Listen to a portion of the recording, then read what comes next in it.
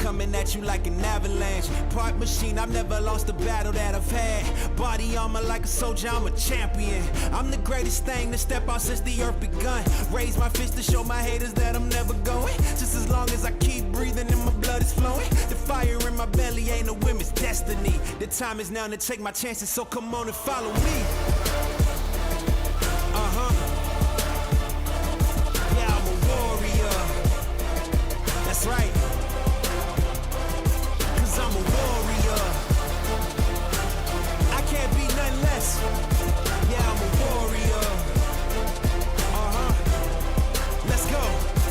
Look, keep me steady on my feet 'cause I will never drop. All this sweat and all this pain will never make me stop. I got my dreams in my palm, I gotta hold them tight. I know my future's in good hands, I know my future's bright. I climb the ladder with my strength, I'm growing tall. Words will never hurt me when they try to make me fall. It's impossible to fail when you're already invincible. So come on, test me, I'm the greatest of them all. Come on. This the anthem for everybody who know that they was born to be a fighter. 100%, nothing less. Let's go. I'm a warrior. I'm a warrior. 'Cause I'm a warrior. We gotta make it our own. No waiting around. Winners will never look down. No one can stop us, we got it. The future is right in our hands. Give it 100%. We gonna take on the world. Yeah, we gotta move. Speaking the truth. Yeah, paying our dues. We making the news. Yeah, we hitting the roof. No, we don't wanna lose. Climbing and shaking the walls.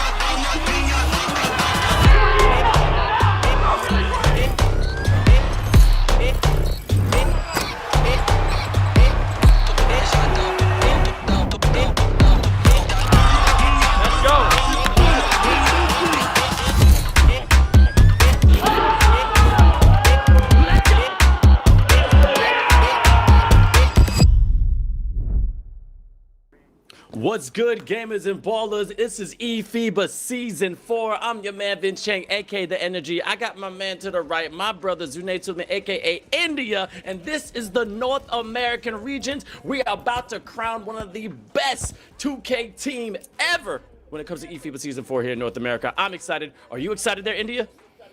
I'm excited, man. This is a region that everyone's been waiting for. This is a region where you've had the previous champions come out of it, right? If you want to be the best, you got to beat the best, and it comes from this region, and that's why all eyes are on this one. Now, we have defending champs 2 years running from USA. Dominican Republic has always been right there. They had a chance to go against USA and go to the grand final season 2. Unable to do it. No, season 3, but unable to do it. But Puerto Rico had a chance in season 2, but now they get a rematch this year. Then we got the Virgin Islands, and we got Guatemala. We got a whole bunch of different talent from all over the North American region and the Caribbean, and I am excited to see if they're going to step up and show up and have their chance for that $50,000 prize pool. Listen, this is a tournament we often say you got to go to bring your game and not your name, and that's exactly what you're going to see as you've got Africa, South America, and Middle East, countries where we already know who are going to represent what you got on somebody else. Exactly. And in South America, we already know that Brazil was crowned amazing time against Argentina. Then Africa, oh my goodness, Algeria against Morocco, beautiful. Lebanon and Saudi Arabia, they were going at it, and Lebanon came out on top. Then Indonesia versus the Philippines, and who went up? Philippines. We still got Europe, 19 countries. That's going to be a juggernaut starting this Monday, okay? One more week away technically, but just a couple of days, and we'll find out that 8 teams are going to go to Qatar for that World Final. And it's going to be great to kind of see who is going to be able to step up, right? We've seen Europe always have a lot of good competition. I don't know if it's going to be Turkey, if it's going to be France, if somebody else is going to step up from that. You've got Spain as well. So a lot of great players coming from each of these regions. And man, I'm telling you, this is going to be great. We've already seen a couple of countries not be able to compete at the highest level. Therefore, they take the easy way out. But the ones that do go ahead and get on the virtual hardwood floor, we got ourselves a good game coming up. Exactly. As I said, this is eFIBA Season 4. Go to eFIBA.basketball for more information about this amazing tournament that we've been running for the past 4 years. It's been 4, and we already got a contract for 5. Also, go to eFIBA_official. Follow us on all social media when it comes to Twitch, Instagram, also on X. Comment. Don't just put the fire emoji. Put some actual words. How you liking it? What can we do better? What do you want to see? But we have a lot of love from a whole bunch of countries, especially in the chat. Italy's going crazy. They've been tuning in every single game. What's up, Nick Dog? We got people from Puerto Rico going to be here. Dominican Republic, also Turkey has been amazing when it comes to Europe, and also Lebanon's been showing love. It's been fantastic. The community is growing every single day, and we want you to be a part of it, because as you just saw, 58 countries are participating this year, and we may have more next year, India. I mean, look, there's 2 aspects to this tournament, right? One are the players that get to put on the flags of their countries and represent their nation. But the other is also the family and friends that tune in and support their loved ones and also represent the country. It's always great when you see the flags of different nations in the chat spammed up. We've been to Sweden, we've been to the Philippines, and how many times have we seen flags literally be brought up and spawned there? I'm telling you, man, there's no greater feeling than representing the nation that you were born in. Yep. Now let's see the region that we're competing in, which is North America. We have countries ready to go. As you see, we had quite a few in the pre-qualifiers, okay? Qualifiers. We had Cayman Islands, Dominican Republic, Guatemala, Jamaica, and Mexico were unable to participate. I was so excited they were going just a free-for-all. But I am telling you, you have to tune in some of these pre-qualifier games. Things were tight. A lot of rivalries have been brewing up amongst a whole bunch of different countries, but one of the best games I ever saw between USA and Puerto Rico, going to overtime in the first one and a 1-point game in the second. My mind was blown, the amount of talent that's coming out of that beautiful island. But the Dominican Republic also showing out that they deserve to be here. Guatemala, a lot of life on there. So with the Virgin Islands. I mean, you know, it's going to be interesting to see all the players that we have never heard of, individuals that we may have only seen in the pre-qualifiers, but when you're playing against the top teams, can you still continue to dominate? Can you still continue to play at a high level, not just for a quarter, not just for one game, but also the sum of 2, the format of this tournament as well? It's about consistency. We often say the best players in the world aren't the ones that can only play one game of 2K at a high level, but they can consistently show up and ball out, and that's exactly what we get a chance to see in just a few moments. Shout out to the fans. It's Famous says, I saw India on my screen. I had to come through. Thank you so much. It's Famous enough. But it's not enough, because now we got to go. How you going to get your ticket to Qatar? We already got countries punching it already. Qatar, thank you so much for hosting us. We'll see you there. Algeria, coming from Africa, definitely dominating that spot. Lebanon had the fight of their life with Saudi Arabia. Indonesia versus Philippines again. Philippines once more is the champion, and we just crowned the champion of South America. Shout out to Nick Cottrell and his team. Brazil would be advancing. We got North America Day and Europe in the following week. You know, Europe is, like we mentioned, a nation or the region before. Raynars comes in my headset here, that we get a chance to see which nations are going to go in and continue dominating on that one. But all eyes are on North America. It'll be fun to see who goes ahead and represents this region. A lot of great competition. Don't forget, you had DR and PR that went ahead and put up a great fight against the United States a couple of eFIBA seasons back, and they went ahead and won gold as well. So, you know, I'll just speak for myself. I may seem a little biased for the United States. Sometimes I may be. I do live here, and I've seen the talent that we have. However, I've also seen them be defeated. So it's absolutely possible, and that's the type of chaos that we love. Listen, whether they win or lose, my paycheck still hit the same. I like it, but I remember there were some secret matches when I was over there in the Philippines and also in Sweden, and there's been little rumors that USA has fallen in practice rounds. You never know how real that is. That's like when, you know, the Olympic team goes against certain squads, or, you know, one of the top teams in the country go against, you know, just regular ballers, and then all of a sudden the cameras get shut off and nobody know what really happened. But we all know the truth. It's something happened, so that sometimes a god can bleed. Even though USA is a champion, and we can be. What are you gonna say? What are you gonna say? Look, what I remember from Sweden is the United States walked away with gold. What I remember from Sweden is that Dives knocked over a monitor. Those are the only two things I remember. Everything else, fake news. That's all I gotta say. Oh, other fake news. Okay, all right. But let's talk about the bracket, okay? Who is competing today? As you can see, we got some news, sadly, for game one, and that's why we had a little bit of a break. The Cayman Islands had the forfeit. Now, we have all been a part of this in one way or another. Internet connection, some things drop when it comes to the servers, and the rules of eFIBA Season 4 has been communicated with all teams. If you forfeit, you have to forfeit the entire day. So sadly, Cayman Islands forfeited against Dominican Republic. So Dominican Republic will be advancing, but the game of the day, USA versus Puerto Rico. I know the chat is gonna go fuego when it comes to this matchup. I've seen them ball out. I saw them in the pre-qualifiers, and I know Puerto Rico wants revenge. However, Virgin Islands has now been advanced because of the Cayman Island forfeit, and Guatemala is also waiting in the bottom bracket.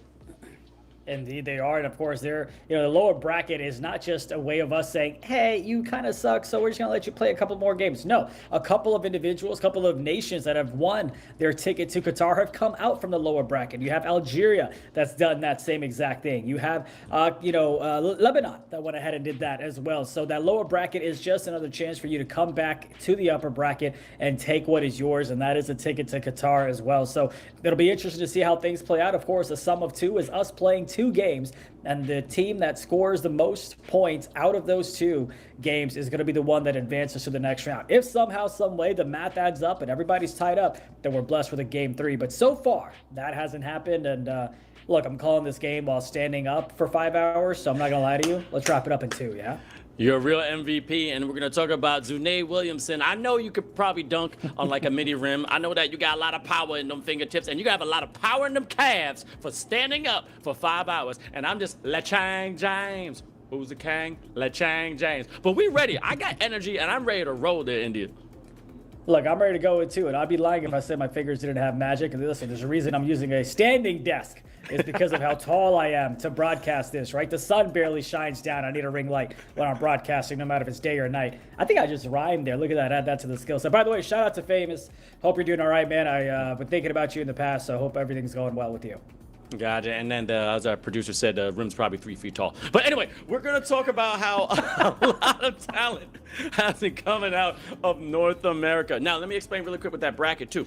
If you qualify to the top bracket, you get a second chance no matter what. All right. But again, with Cayman Islands, because of the rules, that's why they had to forfeit the entire day. They would have went to the second bracket, but that was going to be today that they're going to match up. So that's why they're out of the tournament. So everyone gets a second chance. However, if you're in the bottom bracket, that's it. So with the Virgin Islands waiting in Guatemala, if they lose, they're out. But that's because in the pre-qualifiers, that's how we got the standings. So it's very crucial when you're playing in eFIBA, any tournament, you got to do your best in the pre-qualifiers so you can get a good standing, so you have more chance to go to that world final wherever it is in the world. And of course, we get a chance to see how the offensive output and the defensive side of things is going to play out for us. I know we got a few players to watch as well, so we'll dive a little bit deeper into that. But this is the type of game and the type of competition where all 5 individuals are going to go ahead and need to step up. The biggest ones that stand out for me are, of course, you have CB13 and Nadal as well. Not only are they playing together for the United States, but they also went ahead and played together for Warriors Gaming Squad in the NBA 2K League so well that they won back-to-back championships, being that 1-2 punch on the offensive side.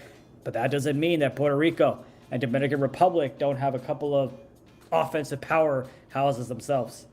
Exactly. Again, CB13, I love that dude. He's been a great, humble guy, but he has a degree in shot creation and ankle collecting. And mama, I'm that man. Former MVP, came and conquered. It's that simple. Now we're going to talk about the Dominican Republic. Christian got Zen. He is not a Zenner. Christian de la Rosa. This man has graduated from the University of Consistency, averaging over easy from 50 to 60 points a game. He is that floor general. He knows how to be a point guard for that Dominican Republic team. They're technically kind of the number one with their great record in their respectable group or Group B, but then gotta go against USA eventually. And also, we gotta go to Puerto Rico. My Poricuas young star is not just a name. He was born to be a star, okay? And if you shoot against the moon, you're gonna end up amongst this star, okay? Michael Garcia has been absolutely phenomenal. He's been scoring at will. A lot of tight games. They trust him with the rock. They trust him with the decision. He is that Tiso clutch player, so watch out for him. Now, there's a lot of talent from all these squads just ran to get against the defending champs at USA, but I'm telling you, today they are prepared, they're ready, and it's going to be matchups that you will never forget when it comes to eFIBA India. And this is the powerhouses that we talked about on the offensive side. Now, who is going to be able to step up on the defensive side to go ahead and slow them down enough to give their own offense a chance to go the other way? Who is going to be able to go ahead and get those stops on the defensive side to get the steals and, enforce the fast break opportunities that we get as well? That's going to be the key for me, is who is able to get stops on the defensive side for all the nations that we're going to get to see today. And shout out to a former coach, you said it before, of Dominican Republic, Joe Vegas. I keep calling Vargas, I don't know why. Joe Vegas. This man knows how to gamble. He's actually been posting a lot of things to be in the passing lane when a player gets bumped. He says there's a little bit of like a cheat code, because when the player gets bumped, they usually hesitate and pass to the closest player possible. So if you get in that passing lane, easy steal, swiper or swiping, and you can go to the rim and convert that defense into offense just in a snap. But then we're going to go to our power rankers, India, because we know who's number one. Let's see who's under right here. As you can see, number one, USA, final boss mode. They don't compete, they defend. Defending champions are ready to make sure their reign continues, maybe for a third time. Dominican Republic, always royal in that crown, nipping at the heels. They're trying to get to the top. They're not going to stop. Let's see if they can do it today. And then transition to Puerto Rico. Plot twist pending. I know PR wants a rematch with USA, and they're going to get a chance today. You know who won't get a chance is number 4, the Cayman Islands. Wild card energy, so wild they didn't show up today. You've got Guata something to prove. Oh Maya, that's going to be a nation to keep an eye on, along with the Virgin Islands, because the island vibes with the upset on the mind. Again, when you have nations with nothing to lose, they are the scariest ones, especially if their bark turns into bite. And Joe Vegas just messaged me right now. He's ready to go. He's ready to see what's going to happen between Puerto Rico and USA. As I said, everybody, this is eFIBA Season 4. We kick down the door and we're going to give you more. But the one thing I can absolutely say for sure, and 2 things for certain, is that the competition is ready. They're going to be based on the same server. Now, this has been a rivalry as old a tales of time, because you knew these players when they were playing in the 2K League. A lot of them are playing now in eFIBA on the international stage. So basically, it's like competing for that Olympic squad or that FIBA squad. What do you know about the chatter amongst them? Because you know there's a lot of people that can talk. Yeah, I will go ahead and put this little statement out there. In my opinion, the individuals that are playing for Puerto Rico, Dominican Republic, and all the other nations that are going to compete today as well, they feel like they did not probably get a fair chance at the NBA 2K League. Whether they made it through the draft and they didn't get a chance to compete because their team may have been this, their team may have been that, or whatever the case is, or they felt like it was buddy-buddy system, but they never got a chance to make it to the NBA 2K League. Now you get a chance to represent your nation, and you go up against the same guys that you thought you were better than, and what better way to go ahead and walk the talk and talk the talk than here at this level. I love it. All right. But again, we're also about the community. So if you're going to talk, we want you to use your Twitter fingers. Go on X, go on Twitter, and let us know who you think are the top 3 teams. We got a lot of competitors here. And put hashtag eFIBA. Okay? Hashtag eFIBA. We want to know your point of view, how you liking the streams, how you liking the competition, what do you want us to do different, what should we keep the same, because we're going to keep going. And the thing about it is that we already signed another contract. Again, eFIBA Season 5 is around the corner. Also go to all social media. I got to repeat, eFIBA.basketball. It's a beautiful website. India, I got to give credit where credit's due when it comes to production, Kristers, renters, all of them. You see stats, you see percentages. It's a true breakdown like a ESPN Sky report, and it's perfecto. No, it really is. Listen, they're lucky I don't try to screen share and mess up the production aspect of things, but it truly is beautiful. Especially, you and I always talk about, like, hey, what time is check-in? What time we got to do this? What time it's a game? It's all right there. All the information is there. Yep, all the information is there. Again, now these two matchups when it comes to Puerto Rico and, USA, I'm going to talk about it just in some detail because here is the head-to-head. When it came to the pre-qualifiers, the first game went to overtime. It ended with USA on top. It was 19 seconds left. All right, 77, and Range gets a pass, cutting right underneath the basket, baseline by Deadpool, and then gets Puerto Rico up by 2. But then Johnny Red, the former MVP, gets a little bit of a fake screen from Joe Morning, also known as Crazy. He's changed his name. He's trying to slip us up, but he slipped to the dunk, and then they're up again. With 6.2 seconds left, Pierre advances the ball with the inbound play, and USA then fouls. And with 3.4 seconds, it almost has everything on the line for Puerto Rico. They have a chance to win, but the anti-hero Deadpool unable to hit a 20-footer with a 34% contestation, and it was a little bit too early. They go to overtime, and then USA just takes over. These squads really know how to ball, and the second game, was a real tight one, India. The fact that they went into overtime just once again shows you that you may have your favorites out of this region, but it is Puerto Rico's chance to go ahead and come out victorious. It is Dominican Republic's chance to go ahead and dominate and punch their ticket to Qatar. Twitter, which, isn't as active since the NBA 2K League isn't in its old format anymore, Twitter will be going up insane as the United States is pulled off with an upset. And of course, what better way than to send the U.S. in the lower bracket? That'll be something interesting to watch. Yep, interesting to watch indeed. Now let's talk about the USA squad. We got CB13 on Twitch, Mama I'm That Man, Daw6, Super C's, which we saw a amazing interview by our own Jasmine McKoy, and Jeremy C's is just a criminal when it comes to French fries. And then we got Joe Morning. We know that, man. That was crazy. And then Puerto Rico, Pagan 7 PR. What's good? Young Star, he's ready to go. Rage Yana. This man can shoot from anywhere. Deadpool K. Let's see if we got all the weapons he need. And then also the big fella with Julian J. Bull Links. So the interesting thing about this is that will they step up to the matchup? I just see Mama I'm That Man to the left. I don't know what he's shaking. He's preparing something. Is that Red Bull or Gatorade, India? Hey, listen, we all have our pregame rituals. I judge nobody. But the question I have is pre-qualifier placement. Maybe you mentioned this. How did the U.S. end up in second? Or is that just a typo? Or did I miss the storyline? Technically with the scores. Technically with the scores. Because Dominican Republic undefeated, 2-2. And then also in USA had tighter games than Dominican Republic. So it's a point differential. Okay, that makes more sense. Because I was like, boy, that's a storyline that we need to go and talk about is who went ahead and beat the U.S. But, someone else that we haven't got a chance to talk about is Daw6 as well. Whether he plays on lockdown, whether he plays the 4. Of course, you've got C's there. But we saw a great interview. Shout out to Jasmine McKoy there, and everything that she does is at the highest level. So it's always great to talk about Daw6 on the defensive side as well. What type of a menace is he going to be for all point guards and shooting guards on the offensive side to create those second chance opportunities, or rather to create those extra possessions for his teams on those fast break chances?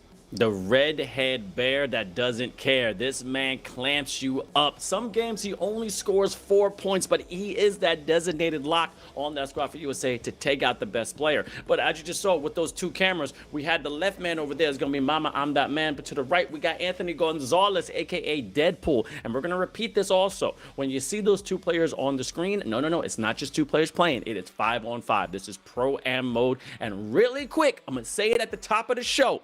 There are going to be no tempo shooting. no tempo shooting. All of the teams have came together as a conglomerate and say, yo, that's not true 2K. It's all box square. If you got Xbox like me, X. You can't use that right stick because you know it's a little bit too easy. And we'll have referees from all over. When we got our studio in Lafayette, we got a studio in USA, in Puerto Rico, Dominican, Guatemala, everywhere. If they see something, it will only be deducted after the game. But me and my man are going to run it. We're going to call it like we see it. But I'll let you know, if you see a score and it goes down by a couple of points because the referee saw it and we don't like it, we don't accept it, and it ain't for the pros, and it's not accepted here in eFIBA Season 4. You know, it's always great to kind of see the chat, and I completely agree. We're going to call the game like we see it and let the adults in the room, if you will, tell us if something is deducted or not. It's only happened once or twice that I can recall. But, you know, you see the chat, and you already see folks like, oh, hey, Dietrich should have been in here playing. Dietrich should have, you know. So you already kind of see individuals that feel like they got snubbed, and that's what I'm saying, man. No matter what team it is, everybody feels like they could have done better than the next man that's actually playing, and that's why you got to love the games against PR, DR, US, and all that good stuff. All the acronyms is one thing, but we're really going to get a chance to see a great game, and trash talking, it's going to be elite. All right, Don't be surprised if you have people that play the game and are in the chat at the same time. Don't be surprised if you see C's or somebody else do that. It'll be disrespectful, but I'm telling you, somebody's doing it. I think I say that. I think C's had a thing, a semi-effed up. You know, this is when you F up. So he'll probably do that in the chat because he has a lot of swag. Yes, we're going to see a lot of acronyms. We're going to see a lot of players. And also, we're going to see a lot of organized plays. Again, going to Joe Vegas's page and also really getting an understanding of NBA 2K on a professional level. You know, these squads practice diligently, and they have designated plays. There's some X cuts, there's up cuts, there's certain picks, there's stack, there's triangle. You're going to have these different words that they're going to be communicating, especially on the comms. Now, unlike other squads that we see with like Brazil or the Philippines, in which they actually are sitting next to each other in a beautiful, you know, facility, all these players are basically going to be in their home, not their mama's basement, probably their room or somewhere else, and they only got comms on their headphones. So only way they can communicate if they talk, and they have to keep the talking clean and also very clear. As you can see, a lot of games, things break down when people don't speak. I play basketball in real life. You play, you know, mini ball in real life. So, you know, when you really talk, you'll be fine. But if you keep quiet, then things can go wrong. And different nations and different regions also go in and play a different type of NBA 2K, right? I remember Europe a couple of years ago would play more of the pop when it comes to the center position, where the U.S. prefers to play some more inside center skill set of that nature as well. So that's something that comes into play when you're going up against other individuals. And here we go. Looks like we're getting closer and closer. Vince, I'll tip it to you. We're not getting closer. This is the first game of today for the North American region. This is USA versus Puerto Rico. As you see, these players are ready to go, and we'll see how this is gonna fall. Puerto Rico is in the white, USA is in the blue. Let's go, India. Here we go. We always saw a missed shot. Now the second one, that one they go ahead and knock down, and they start off strong with the three of their own. I said, USA, mama, I'm that man. Calling, oh, almost got an easy ankle breaker there and a dunk already. They have no safety on that clip. They shooting on all cylinders. That's how you started off for USA after only being down by one. You know, anytime we have the webcams up, something you should always keep an eye on is how often they communicate. Again, we can't hear what they're saying, but you can see the expressions. You can see how locked in they are, calling the cuts, calling the defensive rotations as well. It's a completely different style of game. You're going to see more plays that are called. Look at the rotation as he misses at the rim, gets the rebound, kicks it back outside to Jay Bullen, tries to find an open man to Youngstar. The cut, look at how fast-paced this is. The defense is right there with him as well. Youngstar, got to chuck it up, nothing there. Defensive rebound secured by the U.S. Taking it up the court, finishes at the rim, 19% contest, no problem. Don't expect this game to have large leads. And I'm going to say that right now. Sometimes you have the commentator's curse, but I also call it the announcer's atonement. These ballers are ready. Deadpool is a great point guard that you see rotating the ball as fast as they can. And sometimes they fake a layup and then bring it out behind the arc so they can get a better shot. Pagan, great defense from the big fella from USA, but a nice mid-range, often early and 51% contested, but a great offensive rebound, but can't finish his breakfast. Going down the fast break, bing, bong, bing, bong, bing, go, bam! And in the corner, three-point for USA.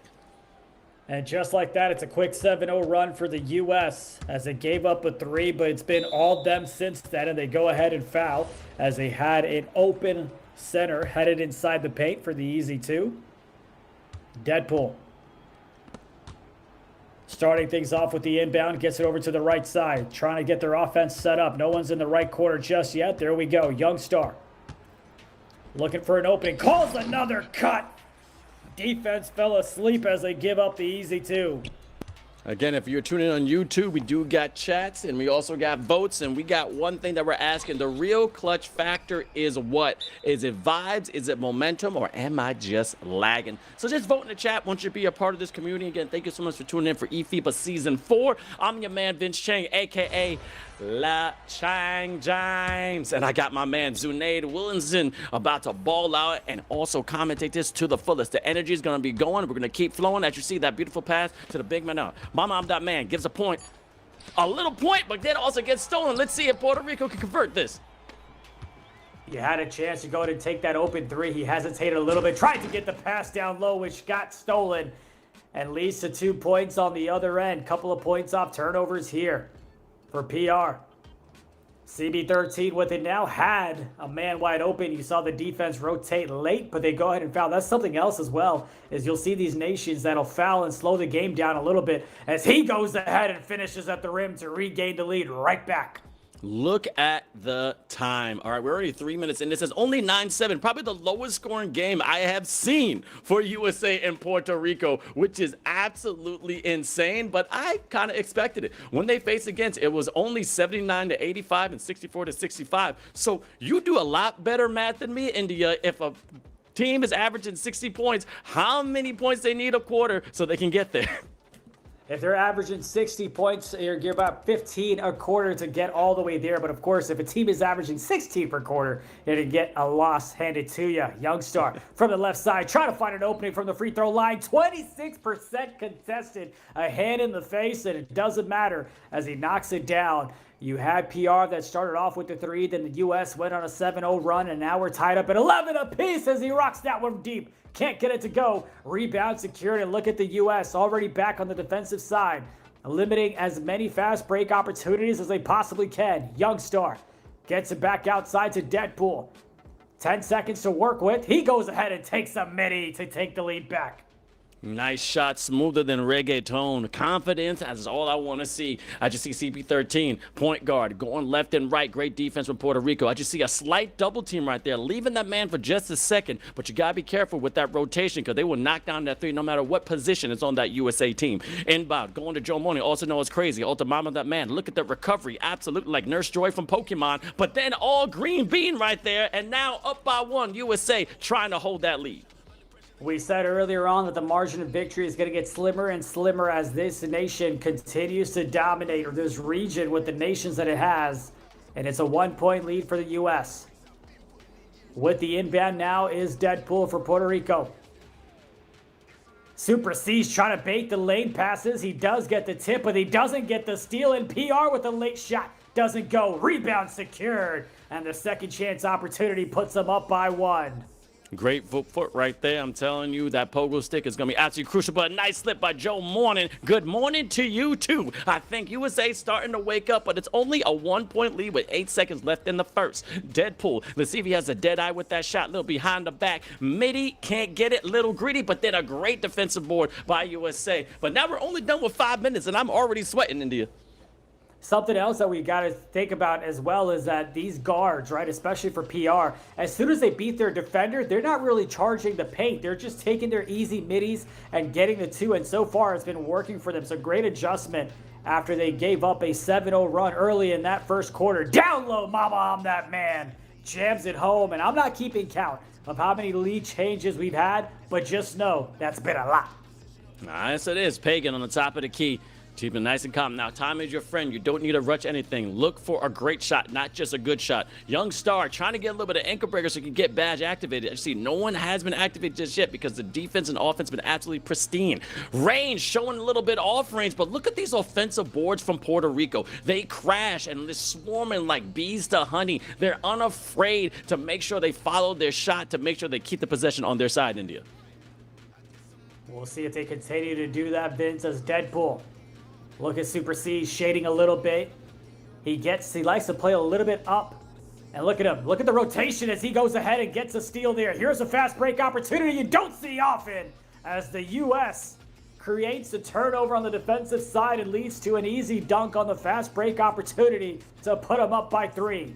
Picked a pocket like a burglar in a safe, just trying to get those certain tweaks in that steal button, and then was able to do it underneath the basket, which is a horrible place to get stolen. But again, give and go to Pagan on 2 players, unable to knock it down. Almost another offensive board. But before we continue, we have the results, and the results are in. The clutch factor is what? 80% said vibes. You know we got the vibes here. We live. Momentum is key, but why am I lagging? Ain't nobody lagging. We're playing high, pristine internet. I cannot shout out any internet provider because we're not getting sponsored. We are sponsored by TISO, innovators by tradition. But until we get an internet provider, I ain't saying nothing, but I am paying a lot for it right now. I do love the watch that TISO gave me, so shout out to them. It looks nice and sparkly. We got to get 2. Hey, TISO, come on. I know we're having a good time. This is still Twitch. We want watches, okay? This is what we would like. We are requesting watches because I want to show it off on the broadcast. Let's see if we can sell more when it comes to eFIBA. But mama, I'm not man. He knows what time it is. Throwing it down, making it 26-17. And as you see, this lead just expanded just under double digits. But let's see if Puerto Rico can respond and keep it just below. Maybe a 3-point right now to make a 6-point game. Super C's, great defense, gets it, swiper, all swiping, going to the left side. Gotta be careful, dribble with ball, may not be high. Joe Morning, get it right to Super C, all by himself, and now making an 11-point game. This is typically where you expect PR to go ahead and call a timeout, and there you go. They were obviously caught in the backcourt, but also you want to try to kill the momentum a little bit, right? I believe if we can take a look at that box score, make a guess there, it looks like a 12-2 run to start things off in the second. It was a back-and-forth ball game, but now it's an 11-point lead for the U.S. with 2:29 left to go in the second. Can PR go ahead and cut into this deficit?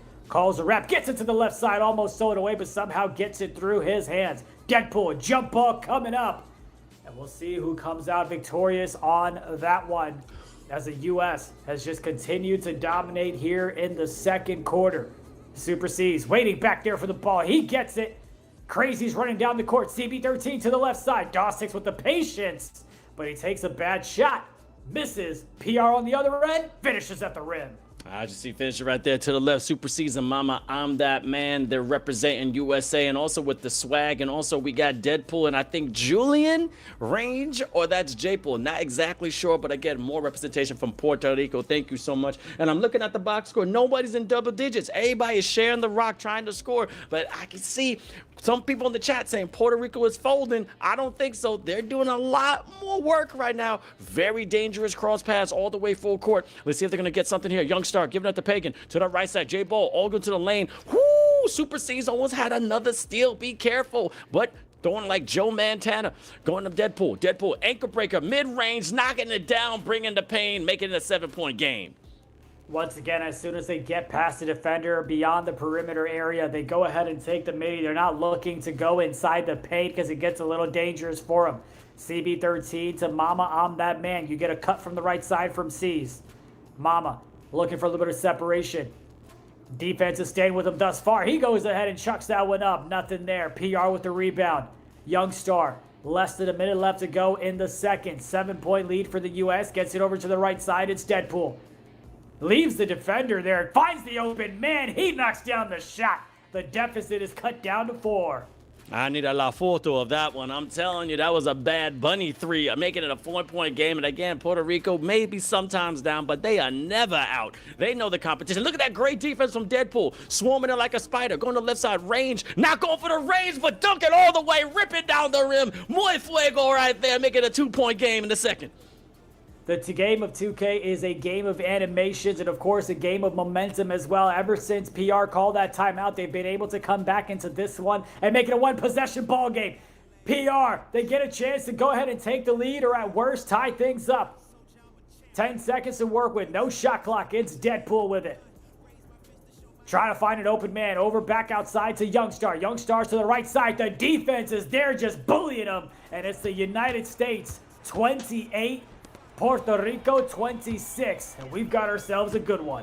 The Boricuas are here to play, baby. They are not going away. All right, okay. Now, here's the thing. Young Star has been absolutely a monster. Look at that great crossover right to the top of the key. Another ink right there. Pickpocketing it, going left and rocking it like it's Old San Juan. If you've been to Old San Juan, absolutely beautiful. But make sure you hold on to your wallet because they will take your money. But let's see if they can do something on the defensive end. And now USA showing the defense. Okay, shots win games, but defense win championships. A smart timeout there, India, just to stop the momentum. It was getting a little crazy.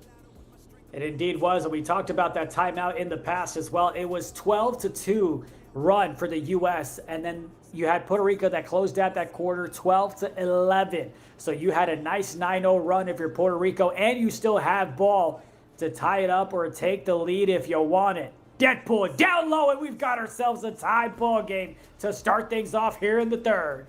All right, let's see if the defense from Puerto Rico is going to be amazing. Going to in and out. Joe Morning not caring at all. Two-hander ripping jam. I thought he was going to destroy it like Shaquille O'Neal. He is kind of angry. Only a 2-point matchup with 4 minutes left in the third. First half was absolutely beautiful. Now, let's see if this one's going to be even better. That's a deep three, but look at these offensive. Look at them having hands right there in the lane, trying to get as many boards as possible. I should say, hesitation, jab step. Guess what? Just wet. 33-28. Got himself enough space to knock it down a couple of times if he wanted a quick 5-0 run for the U.S. Deadpool calls a bit of a wrap. Look at the movement on their side. The defense is there for the U.S.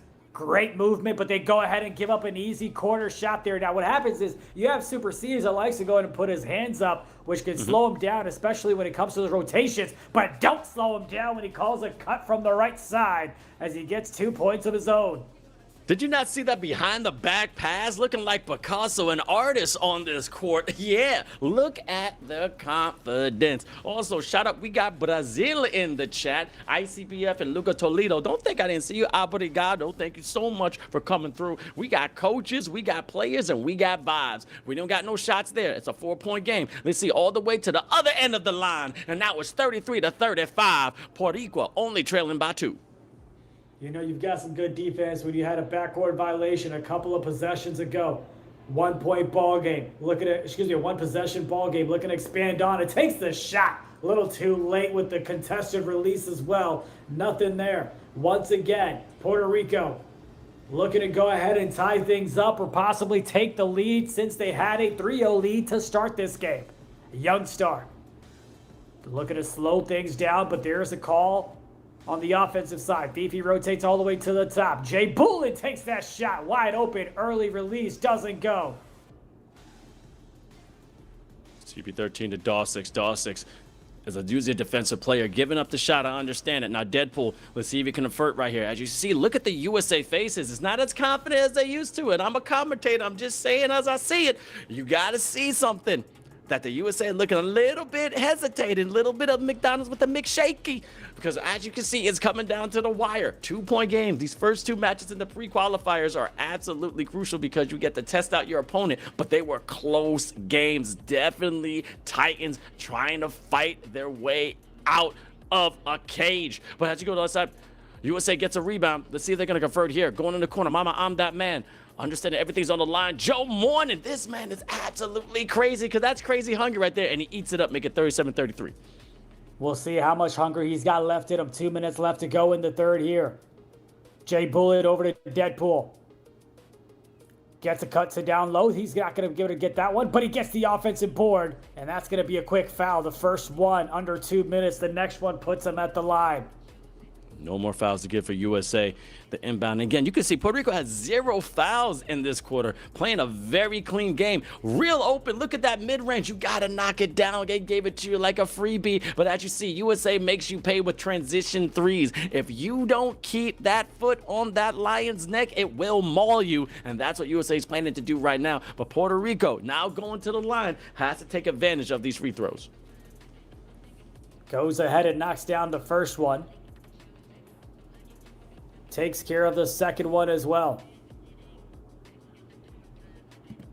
Tried to get the box score on Twitch, but I wasn't able to pause in time. But that's going to be a quick jump ball. The second one of this one with 1:24 left in the third. Puerto Rico, stickier defense than Mofongo. I see ya. That's what you need to win these games. Unable to win the jump ball, but great defensive prowess on this court. In this meta, off the backboard. Yo, dude. How? That's some swag right there. In a tight game like that, you doing something like that? The coach may sub you out there, India. I mean, listen, I don't even know if he meant to do that, but nonetheless, we were fortunate enough to get the ball back and get that one down as he kick it back outside for PR. They had a hot close. Oh, Lord, almost got lucky, but they do get the ball right back. Youngstar had some space once again, steps inside for the midi, knocks it down, making it a 5-point ball game. They close the second quarter hot, but kind of iffy here is, oh my goodness. CB13 just misses at the rim with no defender in sight. And PR takes advantage the other way to make it a one-possession ball game. And just like that, is a 3-point game. And with Puerto Rico, I see it literally 5 worms. And you know what I'm talking about, Dennis Rodman, keeping the possession alive. I have to know, how did they practice that, India, to make sure that every single time you can time it just right so your player can tip that ball so there's not a true rebound from the opposing team. I really respect Puerto Rico's game, and they're showing as much talent as possible. But then a 2-man body bag from USA, still leading 44-39. Last possession possibly of the quarter here in the hands of Puerto Rico. Deadpool looking to find some space. Calls a cut from the left side. Nothing there. Top of the key. Shot doesn't go. And we're headed to the fourth quarter. 44 United States, 39 for Puerto Rico. As Joe Morning, a.k.a. Crazy, that one's tipped away. Puerto Rico going the other side. 4-on-3, that one's taken away now from the United States. Defense coming up huge, and taking advantage on the offensive side is the United States. Looking like an eFIBA pinball machine. Bing, bong, back and forth. They have a lot of defense. And look at the hands of the passing, but also getting clean steals. Pagan going on the right side. Deadpool has to step up now. Come on, anti-hero. You belong in the Marvel Universe. Give it to Pagan. Slip. Great, amazing footwork. Like the dream, Akeem Olajuwon. Amazing to watch the big fella not travel and score underneath the basket. CB13 getting bumped around, but finally gets some help from Crazy to get the ball off of a mama. I'm that man. Wide open from the right side. Knocks it down. The biggest opening I think we've seen this whole game on the offensive side. Deadpool, top of the key. Trying to get a screen, but you see defendants being real smart, not falling for it. Got a little baited. You move your feet, you lose your seat. 1, 2, 3, uno, dos, tres. You saw that shot. He's doing the rest. And let's see if United States can respond, but then a smart foul here, stopping that transition. Good patience there. Had the defender fly by him, and then he went ahead and knocked down the shot. We've seen a couple of hesitations on the offensive side as Super C's gets a cut from the left. Typically, he's on the right, switch things up, got him on the left, but same style of basketball, as he takes advantage of the cut to get him too. Youngstar. Slim opening, nothing there. 70% contested. Crazy takes it to the rack. And in about 4 seconds, they get a stop, and they get the easy 2, and they go up by 9. As you can see, slowly but surely, this extended lead is starting to go in the favor of USA. But again, reminder to everybody's watching at home, this is the best of 2. So whatever happens is great, but Puerto Rico can still come out on top, but has to win by a certain amount of points so they can win the series. But no matter what, both of these teams will have a second chance by going to the lower bracket to advance to the grand final. And a great cross pass with a beautiful 3, stroking it and poking it, drinking it green, making it 53-47. Miscommunication on the side of the U.S. as you had 2 defenders in the paint, left the corner wide open on the left side. PR took advantage of it. CB13 looking to respond back. Got a couple of possessions of a lead. He goes ahead and gets a nice dribble move to get at the free throw line, and he knocks it down. 2:35 left to go in the fourth. Still a lot of game to be played. Going to the left side, Deadpool can knock something down. Great defense from USA. But Puerto Rico keeping up. Puerto Ricos are not backing down. They're resilient. They understand what's at stake.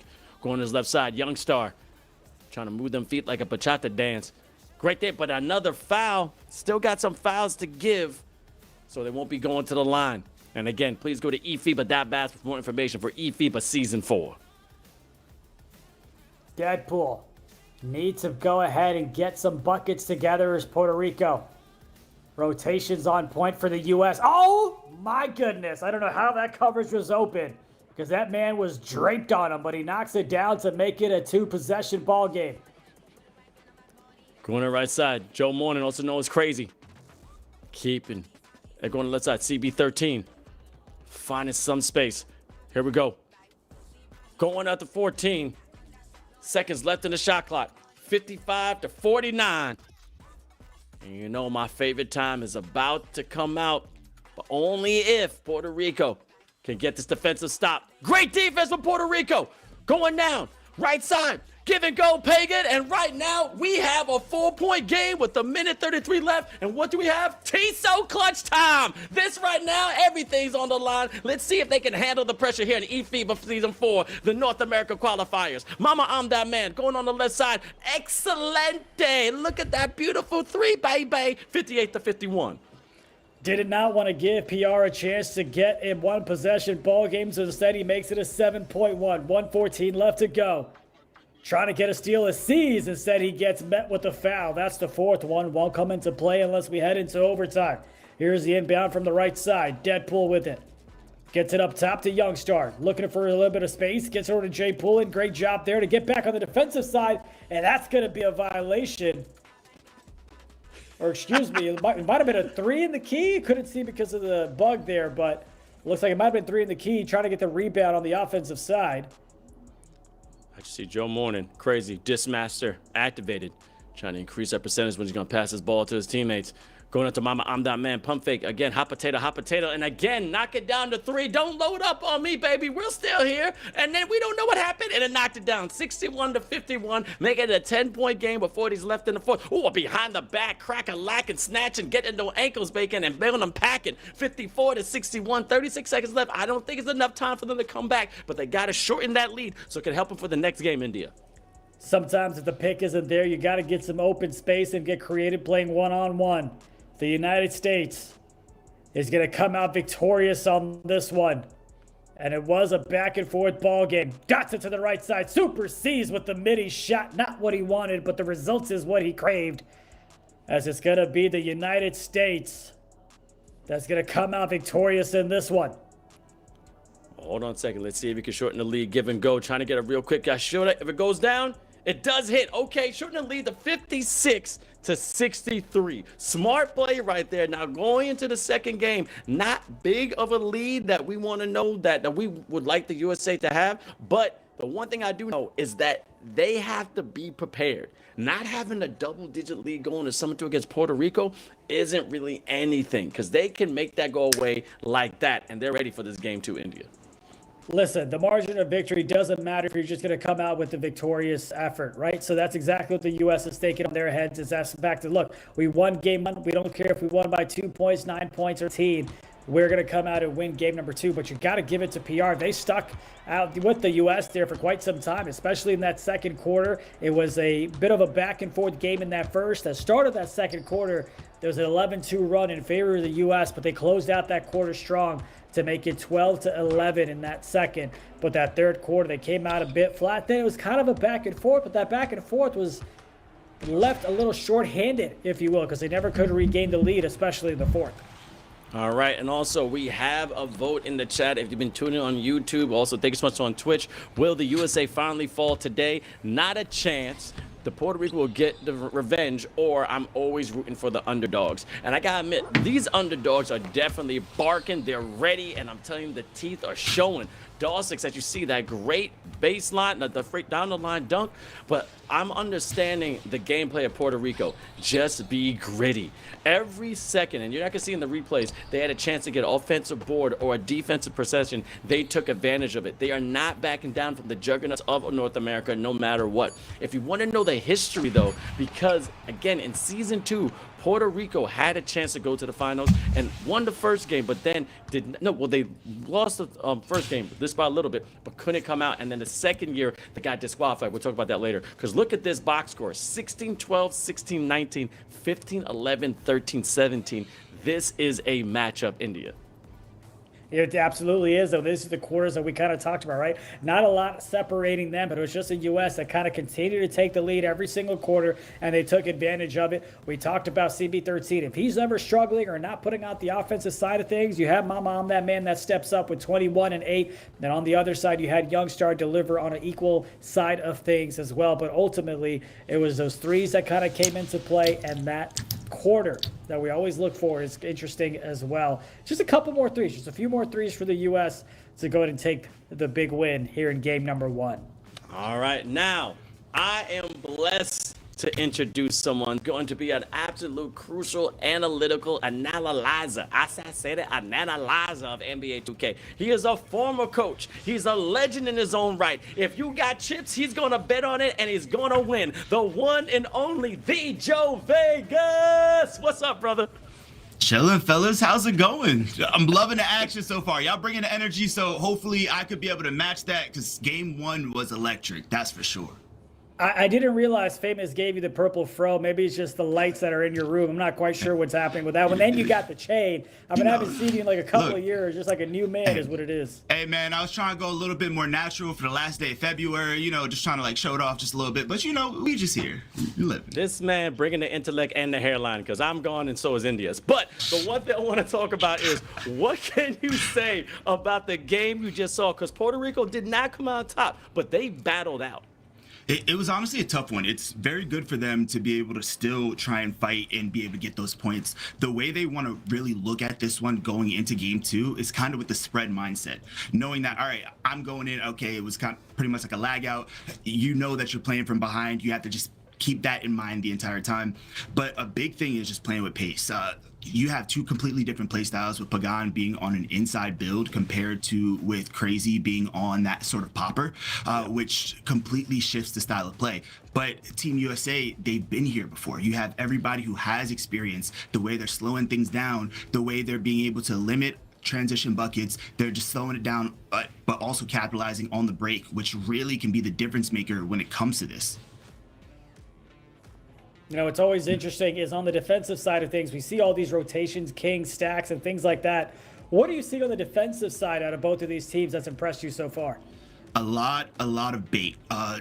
When you just talk about the margin of error with these passes, you see a big reason why you see a lot of these guards trying to go for these midi dives is due to, you don't know that the slip's going to be there. You're worried about, especially having somebody like Cease and Jay Bulin at your back. It's like, I'm not trying to throw a pass. I'm like, all right, I'm going to take this shot. And so it really just slows you down. And especially when you have somebody like Range, who's on a 6'9", which is a little bit I would say it's not super traditional. You see it a little bit more this year with 26 because it has a lot more high block, but that allows him and Bulin to be a little bit more switchable. The same on the other side with Cease and Dawsix. While Dawsix is on a 6'6", which allows him to be a lot faster, he still has a lot of interior there to be able to, switch off and pretty much play like a little bit of high-low. So you don't know if it's going to be a stack rotation. You don't know if it's going to be like a fake. You don't even know if it's going to be Nadal or whoever from the wing off a wing drop just trying to take it off the 6'8". So you really have to take your time, slow it down, and just be very efficient with your shot selection. It's beautiful that you talked about how you never know when the slip is going to happen. Joe was going to set a screen on Johnny Red in the first game of the pre-qualifiers and then faked the screen and slipped, and that's how they got to OT. And you can see all those crafty plays. Now, you're an expert when it comes to reading this game. And I want to ask you, I'm not going to give away any secret, but what have you been seeing from both sides that's been somewhat of like a routine or a go-to play they've been doing? Oof. I don't want to completely get into all of it, but a big thing too is trying to build that takeover early, trying to slow it down. Usually with a lot of these resets, one thing too is I recognize that Team USA is taking advantage of Puerto Rico not truly resetting themselves at the right spot. So you're able to come up, and especially this year with being in more of a man setting compared to a zone, you're able to fight for those trappers. So I know you guys were talking about the hands up and all of that stuff. Part of the reason off that is when that other person comes up, you're holding pretty much you're holding R1 to try and trigger that sort of trapper animation there to force them to the ball pickup or force the poke. And you don't want to be stuck in no man's land off the deep wing there. All right, well, here we go. We've got game number 2 between the United States and Puerto Rico. They've got you being hanging out with us here, so we'll appreciate your insights as we kind of go through those things. I really wasn't sure if you were going to be minimized or not. It's my first time doing a 3-box, and I was like, we're going to switch that, right? As Puerto Rico, like they did in game number 1, come out with a quick shot to get the lead. Then, of course, Joe, will rely on you to let us know the couple of things that they're doing on the offensive and defensive side of things. As I'm that man. Goes ahead and loses that one, dives for the ball as PR as a quick timeout is called. Joe, we've seen a lot of timeouts get called, and we always talk about how it's a momentum killer and gets you to reset. You had the U.S. that was on a 12-2 run. Then you had PR that called a timeout and went on a 9-0 run themselves. How crucial are timeouts in the game of NBA 2K? Huge, especially this year, the way offense is. Knowing when to call a timeout is major because you can be able to negate the opponent's takeover. You can be able to slow it down, just give yourself other actions. It's very good, and especially due to only having pretty much four timeouts for the entire game, you have to be very safe and smart when you use them. No, that's really interesting. I want you to break it down because me playing 2K, I'm always trying to understand the meta and the real technicalities of it. When we had Dirk on it, he was telling us about building up that takeover. But just as you said beautifully, saying that timeout stops that takeover. Try to go that a little bit detail. Is it just that they're trying to get ankle breakers, try and cross it, and it's building up and they can't cross, or it just cancels out altogether?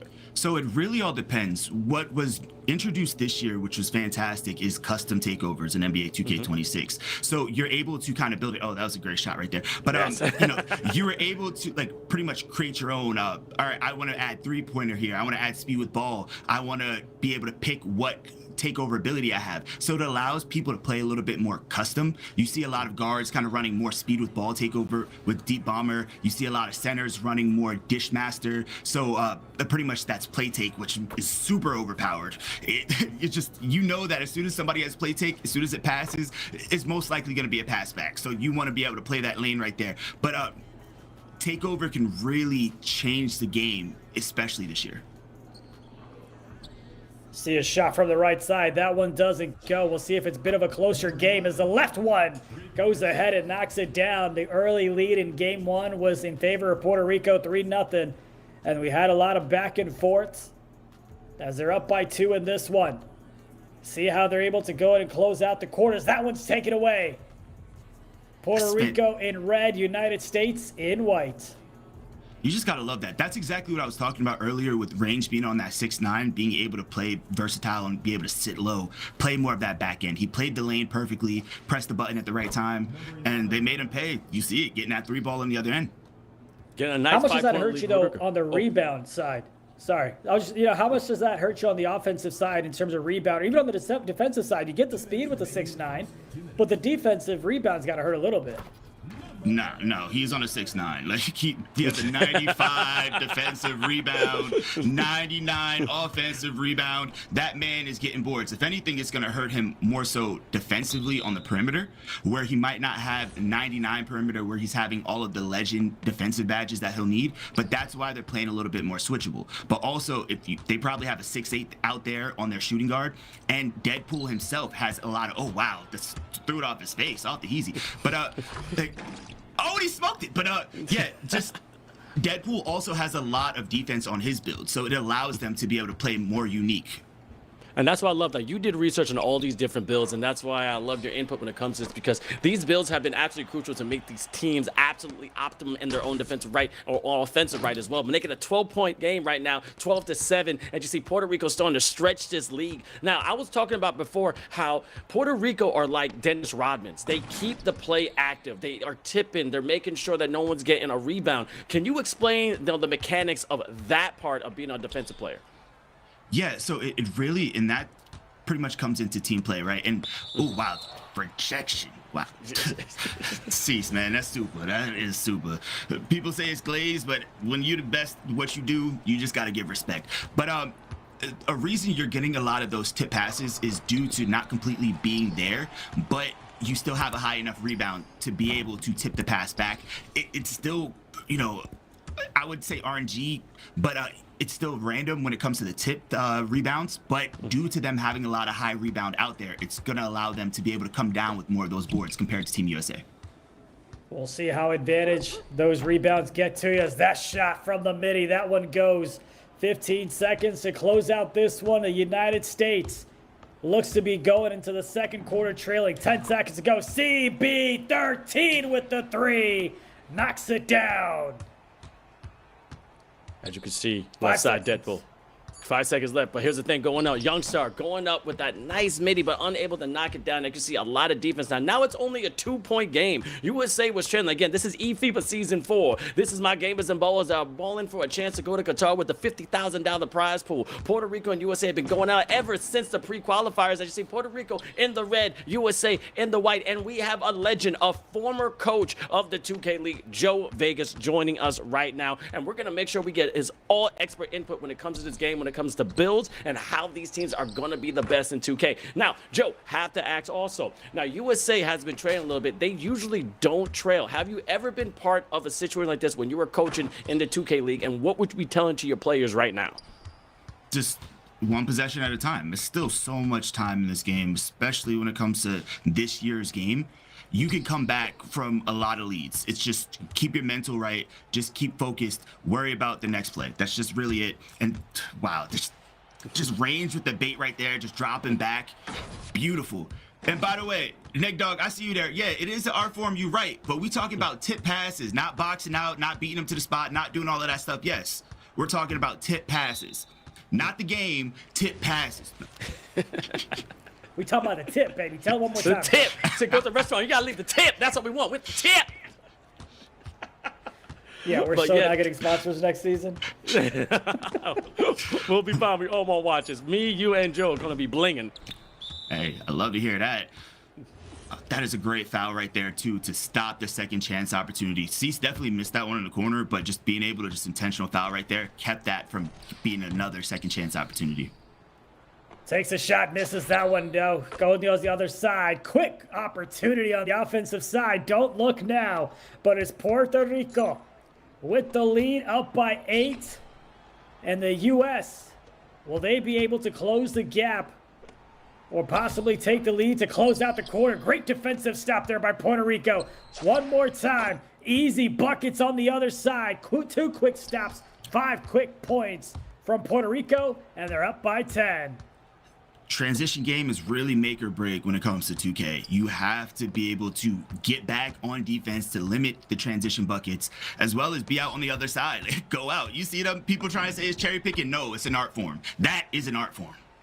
Yep, definitely off from it. I'm telling you, all this belongs in American History Museum, because right now these ballers are doing everything they can so they can advance. I just see Puerto Rico going all the way down the lane with a 2-man body bag. Now it's a 10-point lead. As you see, the first game was 56-63, and India always gets mad at me, and I am using ChatGPT to get this, math, because I'll make sure I get it right. But they're up by 7. It was up by 7, so now they up by 3. I'm pretty sure I'm right there, Joe.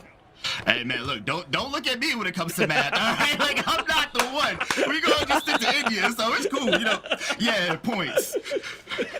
According to my calculations, I believe the score. Listen, I also don't know how much tempo shooting and all that stuff is coming into play. You know what I mean? So I'm gonna leave it for them to give us the official box score and all that stuff. But when it comes down to it, it is gonna be interesting to see if the United States goes ahead and gets to the lower bracket, and a chance for them to come back on the upper side as well. 29-17. I'm sure the U.S. didn't see this coming, but you got to give big props to Puerto Rico for adjusting on the offensive and defensive side to come out so strong. And this game number 2 as they find the open man, but he can't find the bottom of the net as it goes ahead and takes an early shot the other way. That one misses as well. Here comes the U.S. Had a man open on the right side, get it to him a little bit late. Super C's calls a cut to crazy, and they get it down to a 10-point ball game. That's a staple right there. You saw the quick pass back. It's like your little give and go. A lot of people get caught ball watching in those situations. As soon as the ball goes away from you, you just get caught sleeping out that corner. They made him pay. Definitely made him pay, and this is what happens when Puerto Rico now is going on all cylinders. They're heating up like San Juan during a summer beautiful carnival parade, and I can't wait for them to see them on the other side, because don't forget, everyone, this is the summer too. You got to be able to add up the points to who's going to win the series, but because they advanced in the qualifiers in the upper bracket, they will get a second chance if they go to the lower bracket, so they are not out. And Joe, how do you like that version when it comes to these tournaments when you have a second chance to advance? It's I love it because we've seen a lot of crazy things when it comes to double elimination tournaments. But also, you guys talked about like the mental, just the attrition, right? You really want to make sure you take advantage and pretty much put them away, because having to play a reset is very difficult. Having to beat these top teams multiple times is rough, man. I don't want to do it. I tell you, I like the contest side. We gonna stay on the broadcast side. It's nice over here.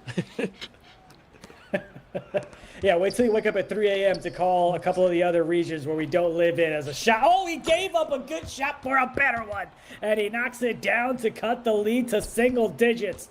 15.8 to wrap up the second quarter. Gets it over to the left side. Puerto Rico now getting their offense set to respond back, but they're going to get fouled, as that's going to be a reach-in one. The first under 2 minutes. The next one puts them at the line. Here comes the inbound from the left side. 5 seconds to work with. Looking for a little bit of space. So far, nothing there. Gonna have to go and chuck something up. He does. And that one doesn't go, but it's Puerto Rico that comes out dominating here in the first half. And Joe, you had Nacho, former head coach of Lakers Gaming, that said USA is selling. I want to ask you, is USA selling, or is Puerto Rico just really stepping up and dominating them? I would just say they're stepping up, but I think we don't give Puerto Rico enough credit on how good they are. This 2K26 is just an offensive game. Defense really is the skill gap. So being able to take advantage and get out on the break and get that momentum, you see these misses from the corners, they're killing USA. Those second chance opportunities, those corner shots, you have to take advantage, and you can't miss those because you have pros on both sides. Pros on both sides, indeed. And I talked about eFIBA Season 2. USA and Puerto Rico did go to the finals. Puerto Rico lost 41-37 in Game 1. Game 2, 52-25. The next year, Puerto Rico was disqualified due to technicalities of making sure you have players that are supposed to be from your country. So the Dominican Republic had a chance against USA. But now this is the revenge that's been almost 2 years in the making. So now Puerto Rico is taking advantage to show the world that they should have went to the finals when it came to the North American region the past 2 years. But now USA, I think, is a little shaky because, as you just said before, Joe, there was a lot of time left. Now we're going to the second half, and it's almost a double-digit lead for Puerto Rico. So again, as a coach, are you still saying the same thing play-by-play, or are you finally getting in and saying, yo, it's time to step up? You're still, same thing. You still want to play by play because remember, you're still thinking about it as a spread. You have points, but however, you still want to play this as regular as possible. Keep that same aggression because you don't want to just, all right, yeah, we have this sort of lead, play it soft. No, you want to keep the, foot on the gas. Yep. We'll see if the United States is able to cut into this deficit. Oh, beautiful pass, the extra to the corner. That'll be a goaltending call, would have gone in nonetheless. And the lead is cut down to 7. But one thing, though, India, that we have to take advantage of and pay attention to is that goaltending call negated the takeover that they would have earned off of that. So while Dawsix might have two-way off that shot, he probably wasn't getting the takeover he would have normally got from hitting that shot. Now, that's the thing. Those are the technicalities that people don't really understand when it comes to NBA 2K, because I've only seen one take so far when it came to any player on the squad was from USA, which I saw Dishmaster, and that was it. So all these takeovers are getting negated by this amazing gameplay, both ways on defense and offense. Find those little, intricacies to make sure you do not come out on top. But you see, Mama, I'm that man from the left side, almost losing the ball. Dawsix, a true lock when it comes to USA, not scoring a lot. But Mama, I'm that man, once again, unable to knock it down. And let's see if Puerto Rico convert. Wow, that's a tough one. Smart foul by them there. You can kind of tell Crazy was pretty much holding L2, and due to having a crashing center off those turbo rebounds, it's a lot easier to get those animations compared to the other one. So it's tough, but it's a great foul to be able to stop the bleeding and force them to have to score in the half court. Needed that quick timeout before they got 3 in the key as they were playing hot potato in the paint with all their pump fakes. 38-28. United States on the defensive side in white, Puerto Rico in red. Jay Bulling on their corner, gets it up top of the key, looking for a pick, looking for a wrap, cuts inside as J-Star. He's got to go ahead and get it up there. Oh, and somehow, some way, the bank is open on a Saturday as it's a 12-point lead for Puerto Rico. Man, he caught him just lacking right there, just with the quick pump fake off the jab and then pulling up. And now you have him on Christmas Takeover 2 as Deadpool makes him pay. Ooh. You know, On a 57% contested, I don't know about you two, but that might be the highest contest percentage that I've seen get knocked down on a green bean. Wait a minute, Joe, I you gotta see cut anything over. there? Oh, okay. But What you got? What you got? no. Oof, 87. At least like it's just 87. Yeah, there's just like you're looking like, hold on, like do we gotta go, we gotta check something out here. But Vince, again, you got anything that beats 87 or no? What was 87 what? I didn't catch you. I just said, Vince, do you have contested. anything that beats 87% contested green bean? No, I don't think so. No, I don't think so. But I wanted to just shout out real quick because Joe, you got this. This is the first time I've ever seen a USA player cold right now. I think that's CB13. Joe, explain that for the people outside. What is he doing wrong? well, it's not about what he's doing wrong. It's more about what Puerto Rico is doing right. Ooh. Due to the amount of just steal, the way they're playing, they're getting a lot of like just pretty much on-ball steals, which isn't very prevalent this year just due to how steal is, but just the way momentum is going, they're getting some, and they're just making them pay. Oh, another one. It's just, this is momentum at this point, but with 2 for a dollar, got him off it. But a thing that people want to pay attention to when it comes to like negative takeover, being cold, it's negative takeover. Just like how you bump up, you have 5 levels of takeover on like the offensive side. When you're cold, it goes the opposite way. So you lose attribute ratings. Puts a whole different meaning to the takeover aspect of things as well. At the moment, you've got one takeover on the court. See if they're able to take advantage of it. Right now, they're on the defensive side. It's the U.S. Calls a cut. The defense is there. Look at the rotation there by Puerto Rico. They've got to play 3 more seconds of great basketball defense. Got to chuck it up. Need the rebound. Puerto Rico's there on the defensive side on both ends of the ball. And just like that, they extend the lead now with a minute left to go in the third. That was a masterclass right there from Pagan. He had two-way tenacity off that one, which allowed him to be able to show up, bait out the corner, get back to his, and still be able to drop. He almost got that lane, but he was still able to get sort of contest in the interior and come down with the board. That's exactly what you want to see from your center, and way to use your two-way when you have it. Beautiful. Again, deep bomber with Deadpool and takes it and takes advantage of it, knocking it down. And I have to ask, Joe, Deadpool is a master, okay, an absolute Jedi when getting just hand in his face, hand up, so what, off balance shots, and yet still knocking it down, still stroking it green. How difficult is that to do? It's honestly, there is a skill gap when it comes to it, but due to those 6'4s and the fact that he has his takeover ability going, he probably has a lot of speed with ball take, probably bumping up his midi as well. He's cooking. And then when you see that little plane, right? That takeover ability is called deep bomber. So like now he's shooting from curry range, right? So like he could pull up wherever. Now it's a threat. So you have to play up high. And it makes it a little bit easier, right? Because you know Pagan's on the inside, you don't really have to worry about complete spacing. But in a sense, if you have to play up high on him, you give up the 2. But if you notice, there's like a little jab that you see him and Keena, a lot of everybody pretty much doing, called the Kobe jab step. What it does is it pretty much pushes you to the side. It allows you to get more of a blinders contest, and you can be able to still pull up and green that shot. It's also a great way to catch a defender off guard, because really the best way to get a contest this year is by jumping.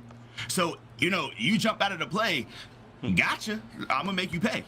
Hey, man, I know what that little plane is. I say deep bomber all the time, man. I'm like, hey, I know what that is. I know what that is at least, man. Come on. Hey, look, it's for the people at home, man. We here. I'm not saying y'all don't. I'm like, hey, man, I know Dishmasher. I know Crasher. I know Hydration. This man said, hey, you see that little plane, Vince? You need glasses. Okay, it's a little plane called deep bomber. Now I'm messing with you. Look, we all old, man. It's cool. We all in our 30s. It's an ancient broadcast team up here. We straight. I can't even talk smack because I've got white facial hair more than you two combined. You've got a 13-point lead for Puerto Rico. For the folks just joining us, it was the United States that won the first game by 7, which means Puerto Rico, if they want to advance to the next round in the upper bracket, they need to win this one by at least 8. They have a 15-point lead. That's the spread. If somehow, some way, the point differential between both the games ends up being 0, we go ahead and play a game number 3. Now, the loser of this matchup is not eliminated. They move on to the lower bracket, and we'll show that to you later on. But for now, they're exchanging buckets here as the U.S. got to start thinking a little bit more strategically about possibly trying to get more 3s than 2s. As they get a slip, gets it to the left side. It's Dosick looking to attack the paint. Oh, but he gives it up. Here's why he wanted the 3. He swings it up for a better shot. CB13 knocks down the 3. You hear the fuss in the background. I think that might be Joe. I don't know who it is. Yeah, but I'm just like, yeah, I know you it's should you. see me. I'm like, that's a I know dot. Like, it's you. oh, like, I was like, oh man, you can't teach it. It's just, oof, that is vision. I thought there was a dog over there. I know we got some dogs in the court, but Miller got a puppy going crazy. I'm jumping up and down in my chair. I love this, man. Now also, we gotta give credit to Young Star, okay? Young Star in Puerto Rico, I'm finding out, is actually ill. He is sick with a cold, but he's playing with so much pizzazz and strength. Shout out to you, big fella, pushing through. He is a true baller, okay? He's not no Anthony Davis that he has a fingernail situation and gets subbed out. This man got Mucinex, NyQuil, he got Mama Juana, he has Brugal. He's taking everything he can to be good, and he's ready to ball out. Young Star, you are the star, and you keep balling right now, brother. Yeah, this is flu game, but you're right. That Brugal and Mama Juana definitely clear you up for sure, so you know. Okay, but I don't know if Puerto Rico's got Mama Juana. I know that Dominican's done, so I'm just going from other islands I've been to. So my bad if I disrespect Puerto Rico. Puerto Ricos, I love you. I love you. A big miss on the cut from C's. Are they going to get a 3 out of it? No. Early shot doesn't go. Rebound secured. 2 for $1. Cha-ching. And just like that, the United States needed to lose by 6 or less, and that's exactly what the deficit is. Puerto Rico had themselves a 15-point lead, but now that lead has been cut by more than half. They're on the offensive side, looking to get something going, but it's the U.S. the momentum on the defensive end. Young Star with it for Puerto Rico, looking for some space, caught a little bit of action, wide open in the paint. Puerto Rico up by 8. Just a great play right there. You see it, they keep feeding Pagan, giving him 2A, but also it's super smart by Team USA because, all right, that's fine. We'll keep giving up the 2s because we're getting 3s on the other side. Gotcha. And now, look, we are under the 2 minutes and know what this for. This is TSO clutch time, baby. As I said, innovators by tradition. We got shooters by occupations. And let's see who has the will to take the shot, but also the skill to make the shot. So as you can see, 59-53. And again, did you see the previous score? 56-63. Let's see if Puerto Rico can come out. It is going to be the summer 2. Young Star, jab stepping. This man got flu game. This man is MJ, but Puerto Rico version. Let's see if the bachata's going to work on this side. A little dance, jump past the Deadpool. Deadpool going on the right side, trying to get an ankle breaker. Back forth. Now we got the big fella shooting it, but a little bit too late. But see that offensive board? That's what I'm talking about, Joe. These Puerto Ricans know how to get them boards. It's really honest. They're playing dead zone, which is like, honestly, it's just, oh, I hate it. I hate it. It's just like, man, get the hell out of there. Just what are we doing? But like, it's smart. They know that it was late shot clock. They're telling their big man just to go down there, get box out position. We'll just throw the board up. And we talked about range, right? Having high rebound, helping with the box outs, helping with those controlling boards, controlling those possessions. That's what we call a free board offense right there. Just, all right, we're going to throw this up, reset it, and live to see another day. The voice of God is the Joe Vegas. And by the way, that missed free throw, the first one, might end up being an issue because you need, whose alarm's going off? You need Puerto Rico that needs to win by 8 or more. That free throw could come into play as they're currently up by 5. They need a bucket here, and they need it now. Takes the shot, bucket delivered, especially with the heavy contest there. 1:11 to go. That was a beautiful D-book right there. You know, and Youngstar hasn't used it a lot, at least this game. So just off that corner, just being able to hit that quick D-book, you have to have at least an 85 ball handle to be able to even have something like that. But it's really one of the best moves in the game this year. And it just allows you to be able to push yourself in front for an easy open shot. If you were sleeping right now, that alarm cup was set so you can wake up, because this man going right to the cup. As you see, Tiso clutch time again, minute left. Again, shout out to Tiso being the sponsor of eFIBA Season 4. Go to eFIBA.basketball for more information. But as you see, this right here is the revenge that Puerto Rico has been begging. And as you can see, slipping underneath the basket, jumping up and getting 64-57, leading. And this could be ever the first loss that we see live from the USA. I'm way too excited right now. Let's just go to the right side. Goes ahead and misses that one on the other side. Everybody was quiet. My bad. We'll play. I'm It's actually Joe's fault, is what it is. Oh, it's just like, no, I'm sorry. Like, it was such an intense moment. I'm just caught up in the game. I'm still a fan, man. The cadence is Vince shot gets that one to go, and now the U.S. won by 7 in game number 1. Puerto Rico up by 7 here, so they desperately need a bucket. Yes, the mat does check out. It is a tie game. I got you. If Puerto Rico wins by 8 or more, they advance. If it's 6 or less, the USA advances. If it's 7 points, here's a shot. Open. Got it. Are you kidding me? 1.9 seconds for the USA to respond back, but it's Puerto Rico that might send the United States into the lower bracket. Hold on. Big moment range. Big moment range. Let's see what's going to happen. This right here is Caesar clutch time. Smart foul right here. Understanding has a couple of fouls to give. Puerto Rico getting some big brain plays. Understanding everything's online, but 1.3 seconds left in the fourth. 70, a clean 10-point lead. And then it's a steal, and that's it. That's it. Puerto Rico has now took out for the first time ever USA in eFIBA history. It's live. It's now been televised, and we saw it with a champ, with the legend, the one and only Vegas. What is your emotion right now? I'm honestly stunned. One, because you saw that 1.9, they had something. They had play take on the floor. They had a lot of stuff. So they knew that as soon as the ball was inbounded, it was going to Crazy, and Crazy was going to make a pass. They were going to hit somebody up a slide. Most likely it was going to be Keenan, Dahl, whoever, because you're going to be able to just shoot over them. But the way that Puerto Rico played that, and they played those lanes perfectly, and just to be able to take that steal, granted, that is a dangerous steal, because if you miss it, they're going to make you pay, and that's tough, but just a very high IQ situation there. I was really worried about going down to it where they wound up getting Puerto Rico almost got pushed back court. They had to use their final timeout. I thought that might be a catalyst similar to what happened in game 1 of the, pre-qualifiers. But hey, man, they pulled it away. Now it's just Team USA gonna have to fight it out the losers bracket. United States falls to the losers bracket. Puerto Rico advances in the upper bracket. This is why we say you gotta bring your game and not your name, as Puerto Rico, with the come from behind in game number 2, didn't just need to win, but they needed to win by 8 or more, and they were victorious by 10. What a dominating game 2. They pretty much led the whole way and didn't give up, as just an impressive performance. And I always love the trolling from the 2K League community. As Famous says, all they needed was Killy to not be on the court.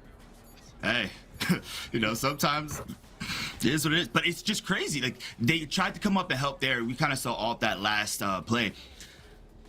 If there was somebody on the court that you probably, all right, we can maybe cheat off of, it's probably going to be the 6'9" power forward, right? Probably doesn't have as much, 3-point shot out that corner compared to other builds, but it's still range. This is something that he does consistently. He's done it in the highest levels of Pro-Am, in the community. He's done it at the highest levels of the league. I just got deja vu watching that shot go up in the corner. It's insane, but as you can see, look at this box score right here. Puerto Rico basically leading almost every single quarter except the last one, just by 2 points. But beautiful gameplay from Deadpool. 29 points with 4 assists. The sick young star right now, 18 points. This man literally is creating his own universe, going 7 for 12 from the field. Big fella, Pagan with a double-double, 16 and 11. Shout out also to USA, but man, you couldn't do it today. And now, just to answer someone, Dominican Republic, will be playing today, and it will be Puerto Rico versus Dominican Republic, the islands. This right here is going to be a matchup. I can't wait to hear the reggaeton. I can't wait to see the rhythm. I can't wait to see who's really going to be on top. And guess what? Both of them squads still have a second chance because they're going to go to the lower bracket. As Joe just said, now USA has to climb to the lower bracket, which again, let's be honest. We kind of think they're going to be just fine, okay? They're probably going to get a day off, but that mental fortitude, because now they're going to play more games. But then Dominican Republic has a chance to play them if they lose against Puerto Rico. But then Puerto Rico goes down. Then USA gets revenge if they get a chance. So this right here is going to be a script that not even the basketball guys could have written. And I am so excited to be a part of this with eFIBA Season 4. I definitely agree. Like, we just talk about one. This is a beef game between DR and Puerto Rico. Like, Yeah. You know how Dominicans and Puerto Ricans get. It's a little, so it's Mofongo versus Mongo. It's gonna be crazy. Yeah. But like, For sure. I know exactly what you're talking about. Yeah. it's cool, India. Come through. We gotta get you to New York. We'll get you right. Yeah. It's a little culture for everything, right? But just starting that off. But you talked about now USA. Granted, maybe it's something unique for them, right? Like, it's just a different way of going about it. But you guys, I believe, talked about it earlier. They bleed. This is all you have to say. Is they bleed. Now, cool. Whoever, like you said, loses in this, like the winners bracket finals, they have to go back down. And so you're playing the best of the best. Instead of just being able to advance and not have to worry as much, you have to make it even more difficult for yourself to be able to make it out. And it's just going to be tough. I'm wondering what's going to go on. But if you looked at that box score too, did you see the turnover differential? Yes. 9-2. Yeah. 9-2. Seals was 9-2. Big difference. Yeah. 9. Like, the Big fact difference. that you have pretty much, I think it was like, 3 from Crazy, I think like 3 from Keena. Just like that. That's a lot of turnovers where they wound up capitalizing and making them pay for most of those. You can't do that. You have to protect the ball. You have to be able to slow it down. And that is a big part of why Puerto Rico was very effective. Them being able to play in the lanes, get those bump steals, all of that. Yep, and I gotta say this before India gets in. Deadpool, 4 steals, Range, 3 steals. We're looking at this amazing defensive side. I will say this again and again. Shots win games, but defense will win championships. And again, God can bleed. And now we just showed it on national, global Twitch TV right here in eFIBA. And I'm even more hyped because now you got a Titan. Now I got no more. A Titan that's technically hurt. But if you could piss one of those men off, or women, they're definitely going to do a rampage on the next squad. Not wrong, because we don't discriminate. No, But, no. they don't discriminate on who the BTA is going on to either. It's like, ABG, anybody can get it. Like, it's just, they're there just trying to show, hey, we're trying to make it back to the World Finals. We're trying to make it back to Qatar. This is one of those, we always talk about, this is the best of the best. More than one team from this region should be able to make it out out this region. It really should. These are 3 of the best teams in the world, all in one bracket, and they're fighting for that one spot. And I think even whoever makes it out this region is the favorite. No matter what, you take down these Titans, like you said, but knowing how USA is, knowing their coaching staff, knowing how Lance is, Josiah, etc., everybody on that side, they're going to get them right, make sure they completely lock in. These boys have been there. You have multiple time champions across the board, 3s, 5s, etc., whatever you want to say. They're going to be able to lock in. Maybe they needed that punch in the face. Yeah. Maybe they needed that, all right, reality check. We aren't just that. What was Jasmine saying, they messed up. It's just you get a little confident, you get a little cocky, a little bit of ego. Now it's all right, hold on. We have to slow it down.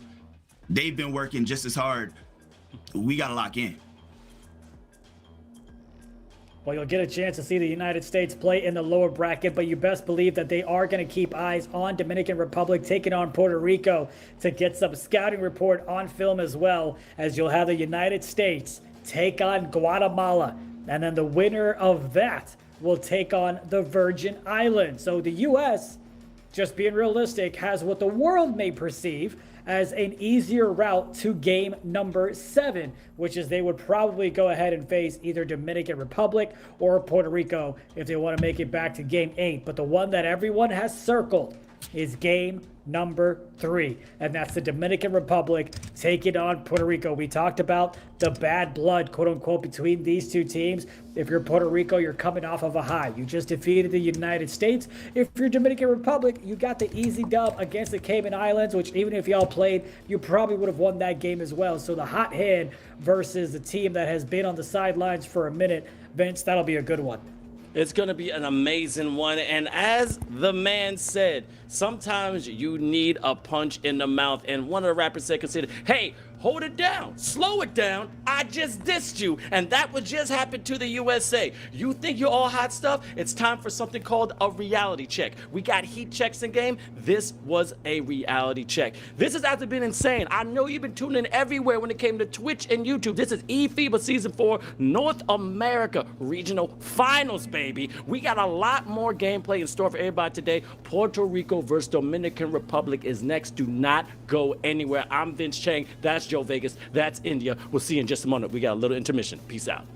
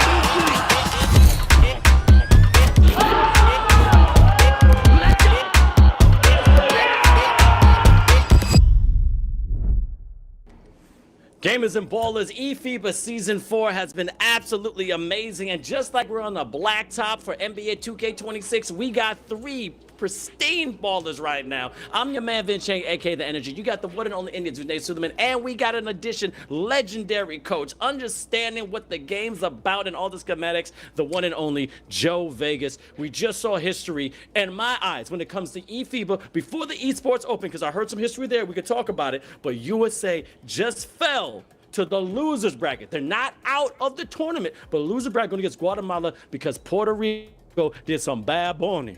They were bad boonies right there and in advance. So I'm surprised, but you're not apparently, because you've seen this before.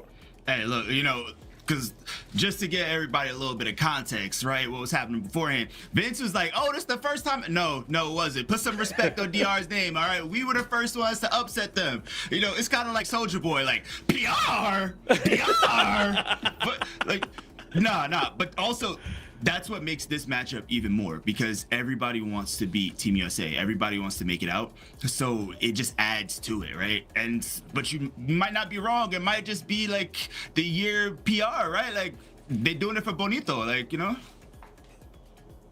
Well, this is, that was the eFIBA Open. I remember calling that one by myself on YouTube and all that good stuff. But I think in eFIBA, where we've gotten to travel elsewhere as well, you've got some history in the making. But again, this is what we said, right? This is a region where no matter who it is, if it's the United States, if it's Puerto Rico, if it's Dominican Republic, most likely they're going to be the favorites when you get to Qatar. So it's always great to see the competition between these two. And of course, now we've got another great matchup to see who is actually going to continue moving on to the next round. Exactly. I'm telling you, this is going to be something that we've never seen before, because now we got the Dominican Republic to Puerto Rico. And this is how we're going to do. When he got here, it's going to be me and India, and we'll throw it to you, Joe. Okay? And we'll do this in real time, because everybody watching at home, this is live. This is one of the real things. Nothing's scripted here. We are streaming. We're real men having a good time. We got jokes going left. I got to find out what they drink there in Puerto Rico, because I said Mama Juana. Then I got Dominican saying, yeah. Puerto Rico saying, you don't know about Puerto Rico. So I'm going to do my research right now. But the research right now, the next game is going to be Dominican Republic versus Puerto Rico. Joe, now I have to ask about this. How many times have these ballers gone against each other? Because you said this is a fuego rivalry right now. Yeah, it's a big one. Granted, just like every year, right? You know, these are two teams that face off against each other just as much. And this is for pride. This is for country. You know, like we said, like, you know, Puerto Ricans and Dominicans, you know, they don't like each other. Like, you know, don't confuse me for them. Don't do this. So it's more than just the right to be able to make it to the grand finals. This is for pride. This is for country. If there's one thing that matters, is beating the opposite team here. We'll get a chance to see who steps up from Dominican Republic. We haven't had a chance to see them today since they had the forfeit victory in their favor, since the Cayman Islands weren't able to play. But Vince, man, it's interesting, like we talked about. If you do get Puerto Rico that loses, then they go to the lower bracket with a good chance that they once again face the United States. Or if DR is the one that loses, then you best believe individuals such as Tuk want to go ahead and take on the U.S. A little bit of a, beef with him and a couple of other guys on the U.S. side. But nonetheless, man, here we go. It's Dominican Republic taking on Puerto Rico. Now, before we get started, who gets to move on in the winner's bracket? Go ahead and call out the jerseys, baby. Right now, we got to call out the jerseys in just a second. We got to call out the players. Puerto Rico just getting the first blood right there. Puerto Rico in the white, Dominican Republic in the blue. And with Dominican Republic, we got Steven Medina, Maribel. We got Koki. We got It's DJ. We got Haku Sensation and Tuk. But then again, we got to repeat with the Puerto Ricans who just got off a game. I don't know if they're going to ride that high with Pagan, Youngstar, Range, Deadpool, and also JB or J-Ball Links. And this is why I go for you, Joe. After getting that crazy game and getting that win, how are you now feeling if you were a player taking out a top team, but then going to this next game? Are you fatigued? Are you still hyped? Do you ride the wave? What's going on here? You're exactly right there, Vince. This is where it's the danger zone, because that could have been just a very emotional moment where you put your all into being able to take down the Titan, where you might not have anything left. But they got to really lock in to be able to take this. But also on the opposite side, right? Team DR didn't get a warm-up. So they're out there probably running codes or doing whatever to keep themselves fresh. But it could be a difference when you just go from playing a really high-level game to going in cold. Got a quick 6-0 lead as you're looking to get back in this one. Deadpool gets it over to the right side. Jay Boolin goes ahead and gets that one taken away. Going the other side now. And that's going to be a quick foul to slow things down. The fouls are also key, Joe, to kind of reset the offense in the first half, or in the half court, rather. Agreed. And also being able to make sure you're back and doing it just timed enough where you're not getting a clear path foul, you're not getting a transition take foul. All of that stuff matters. Definitely, them transition take fouls could be killer when you're going to the line. And as I said before, you see people on the camera, there's exactly 10 ballers balling out. It's not just 2-on-2 right here. And as we talked about before, Puerto Rico has been representing himself absolutely beautifully. That's Deadpool, and I think that's Range Julian that just going crazy for Puerto Rico. Shout out to y'all. But then Dominican Republic, we got some people representing too. That's going to be Tactic, that weighty Tactic, and Miguel Gonzalez. It's DJ, and they're ready. And I love the black in the background. I'm not sure which was which, but they are focused and ready to go. And as you see, Dominican Republic tying up the game, started off just a hair slower, but showing that they do have the skill to keep it with Puerto Rico. And as Joy said before, they've been waiting for this matchup all day long, but let's see if they're ready to step up to the challenge. Yeah, and I'm actually taking a quick second while we do this to go through and look at builds and see kind of what the difference is.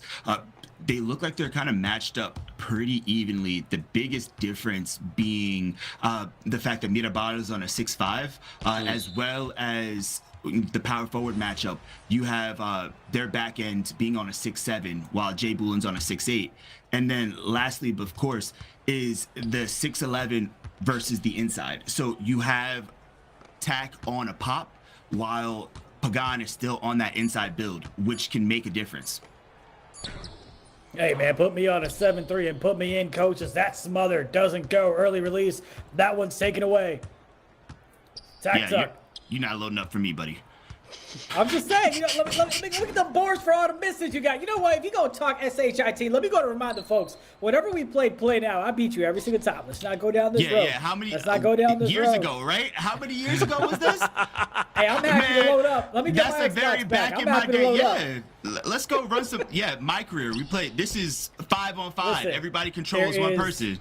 Yeah. There's no question in my mind. I would have gone pro if I didn't break my ACL. You see a big block coming in on the other side. Good defense leads to great offense as they knock down the three, and we're tied up at 14 apiece with a minute left to go in the first. India, be quiet. You like dislocated your armpit. Don't say broke no ACL or MCL. You went to MIT. That's the only kind of acronym that we're going to talk about when anything with lettuce, okay? Don't mess with me. And I don't care who's playing NBA 2K. I may not be good. I'm not even a brown shirt. I'm like a light green shirt. That's what I got. But see me on the court for real. And I get Bear the Beast be talking all that smack. We had a shootout competition. Yeah, he won the first one, but I want a rematch. But again, this is still the game for eFIBA Season 4. Dominican Republic only holding a 1-point lead. I'm seeing some great defense on both ends, and it's still somewhat of a great scoring game. Joe, Dirk said this amazing analysis that if any squad can at least hit 15 points in the first quarter and be within a 5-point range, then you're a decent team in NBA 2K. Is he correct?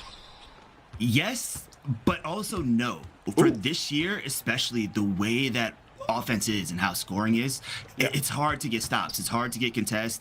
You see teams who are scoring in that 18 to 25 range. So it's really a matter of, all right, like, can we slow them down as much as possible? Like, you're scoring 15, cool, that's fine, but you see a lot more of the uptick. 10 seconds left in this one. Mirabal. Both of these teams have scored 15 apiece, and there's the midi to take the lead by 1. That is a 5 seconds fantastic left. D book right there by Koki. Great shot there to go ahead and knock it down. 32% contest, no problem. The heave from half court is not going to go. And it's 21-19 with Puerto Rico on top. How do you feel about them in the end of the first year, Joe? It's going to be a battle. I'm telling you, it's going to go down to the wire with this one. Like you said, it's very loaded. Like, we have to give credit to Koki. We have to give credit to Mirabal, like, you know, all of those guys there. Koki has gotten so much better, man. Watching him from when I used to coach him to now, it's day and night. Like, I have the biggest smile on my face. Just a big proud moment, him being able to step up in these moments. But he has a big match up against Youngstar, because that boy is a bucket.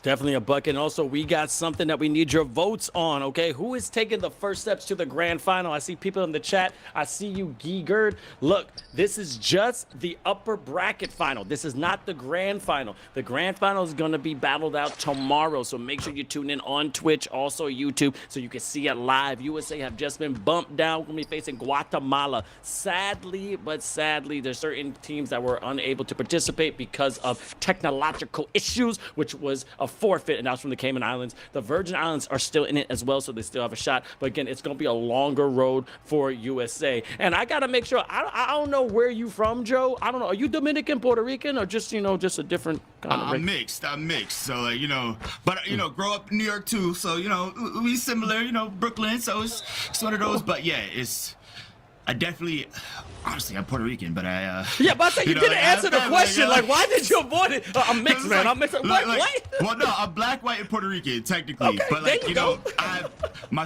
have Dominican family, but, you know, I coach DR. Like, it's honorary at this point, you know? Okay, I'm just getting there. So the Koki, is that from Coquito, or is it it's just a nickname he has? I just want to make sure. Is that like Dominican, Puerto Rican? Oh, the frog. Okay, Koki, you educated me. So he's just jumping all over the place. Okay, 26-29. I like it. Now, Puerto Rico has just came out on top. Dominican Republic's been fighting. Again, we're in the second with 3 minutes left. Let's see Maribel getting up. Tactut. Big fella shooting. And I'm seeing this a lot, Joe. A lot of these centers now have been letting it fly in NBA 2K26. Of course, it's shoot more threes. It's a three revolution, man. We're not just sitting the big man to the paint. No, I'll pull it up to shoot the same three that you shooting, okay?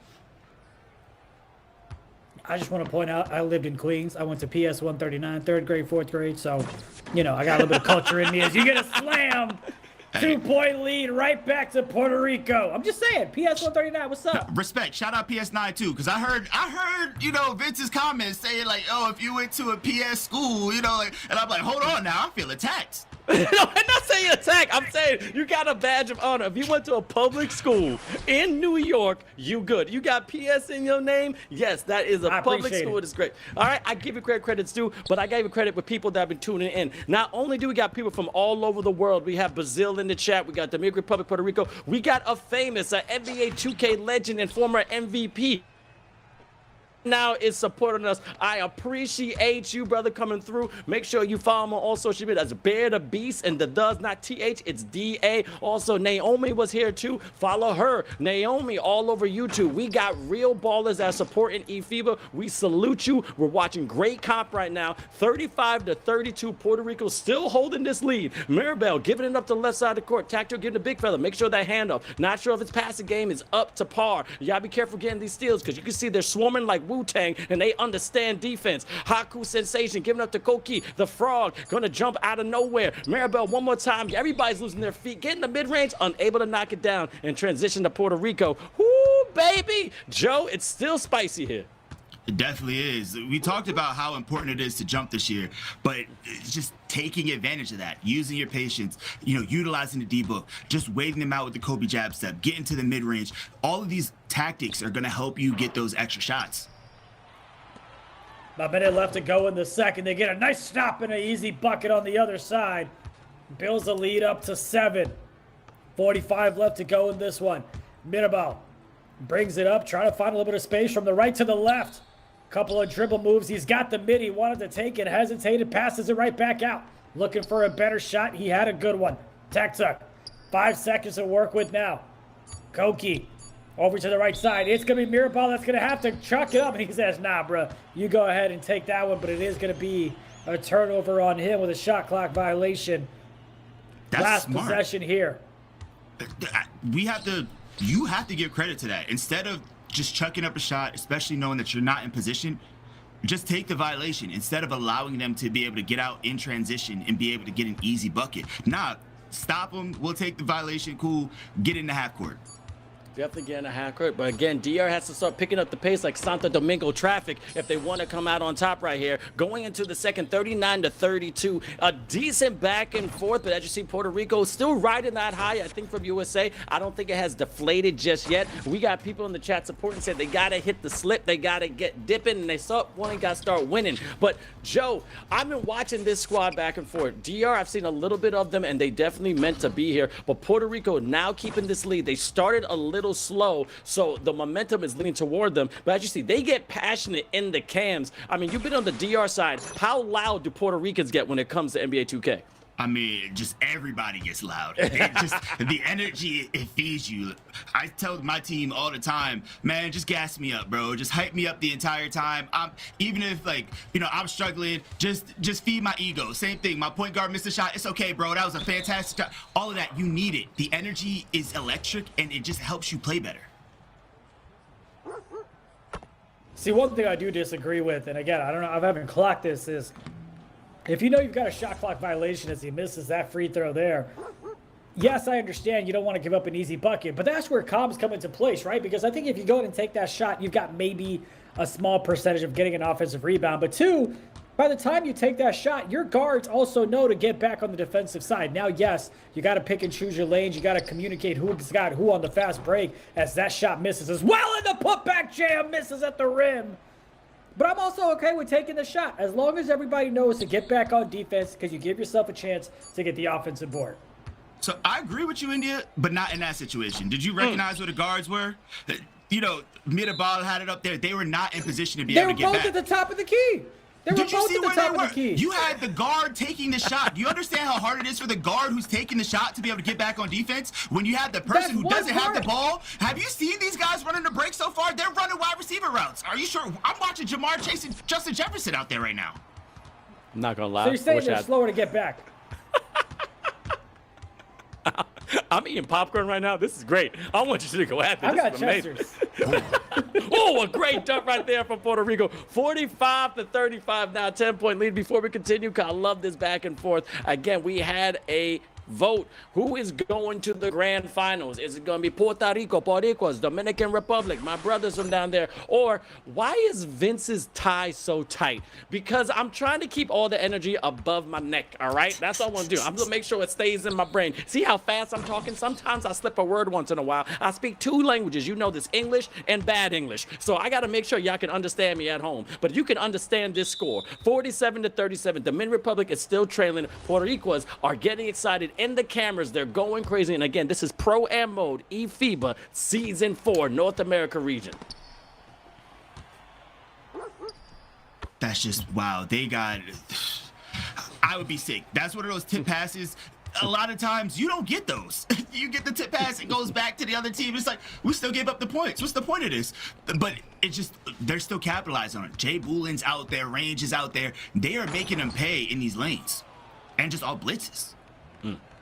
Was able to go to rotate on that one, but just not quick enough as they get the easy slip and the easy two.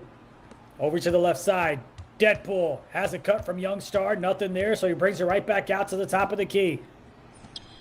Steps inside for the midi. Late release, nothing there. Rebound secured, which is what we love to see as Koki goes ahead and gets that quick foul. That's a great one. You know what we call that? That's the back to daddy pass, right? You know that as a player that most likely off those rebounds, you know it's going right back to daddy, aka the point guard. So you just want to be able to bait that lane and then you just catch it. Who all calls it back to daddy? Is it just you and your homies? Or like, is this like a term? It's also part of like the good boy build, you know, with centers and things like that. Because, you know, of course, point guards run the world, right? Like, it's all about point guard. People always make the joke that the other people on the floor can't do anything without the point guard even saying something. You got to listen to your parents, right? Vince, I'm going to... hold on, that's not what... Okay. No. I gotta work on a little play-by-play where we talk about he takes a shot, misses it, back to daddy, bang, something. We gotta come with something creative. I didn't mind that. Bro. You might have been in Atlanta a little too long for me, India. Hey, nah, bro. I'm from New York, bro. I ain't calling no other dude daddy. I ain't gonna lie, bro. I ain't gonna say. I'm not doing that, bro. That's Yo, what I'm right, saying. that's right there. A daddy dunk right there. Okay, all right. See, give me the pop. now you're dragging it. Now, we dragging Now I'm it. dragging it. I'm not dragging. Yeah, You see, just said back to daddy. I ain't doing. Yeah. I am not going to any of my pointers. Hey man, take this pass, daddy. I ain't doing that, bro. Hey, who's saying that? See, see, that's where y'all dragging it. You know, this is where, just like the 2K community, right? You take one thing and then you just beat it into the ground. Nah, bro, but also real stuff. When it comes to basketball, and I ain't gonna do it on the stream, there's a whole bunch of different things that we gonna say, and people will go real New York and say pause or whatever. Look, I'm from the 80s. We said none of them things. Off the screen, I can talk about it, but we said the most wildest stuff when we got to the court. I can say this, and I'm not gonna say exactly, but you will get to the court like, yo, I'm gonna make sure my thigh hits your forehead. Like, you know, like I'm gonna dunk on you. And it was no pause, like, oh, this is good. Now you say the one thing, hey, yo, man, that's some great D in the paint. Pause. Like, that's defense, yo. That's what we playing. But I have never heard in my days, hey, that's a back to daddy pass. But you know what? I am gonna say that when I'm in Qatar. Thank you very much. I'm gonna see if they're gonna like that. Hey. Look, this is why y'all gotta tap in. Come run some rec. Come hop in with 2KFR. We get y'all right. Get y'all, you know, the lingo, all of that. Cause, you know, y'all gotta tap in. Hey, whatever you tapping over there, I don't want to tap that. But you've got eFIBA After Dark apparently to close out the third quarter. We start the fourth and try to keep our jobs as it's Deadpool on the left side, bringing it up the court, takes the midi. That one doesn't go. Rebound secured. We're headed the other way. He goes ahead and misses that one as well. Couple of bricks. Couple of shots here, not going. Yeah, that's right. Gets it down low in the paint. To the right side is Jay Bullen. Top of the key, young star. Another miss.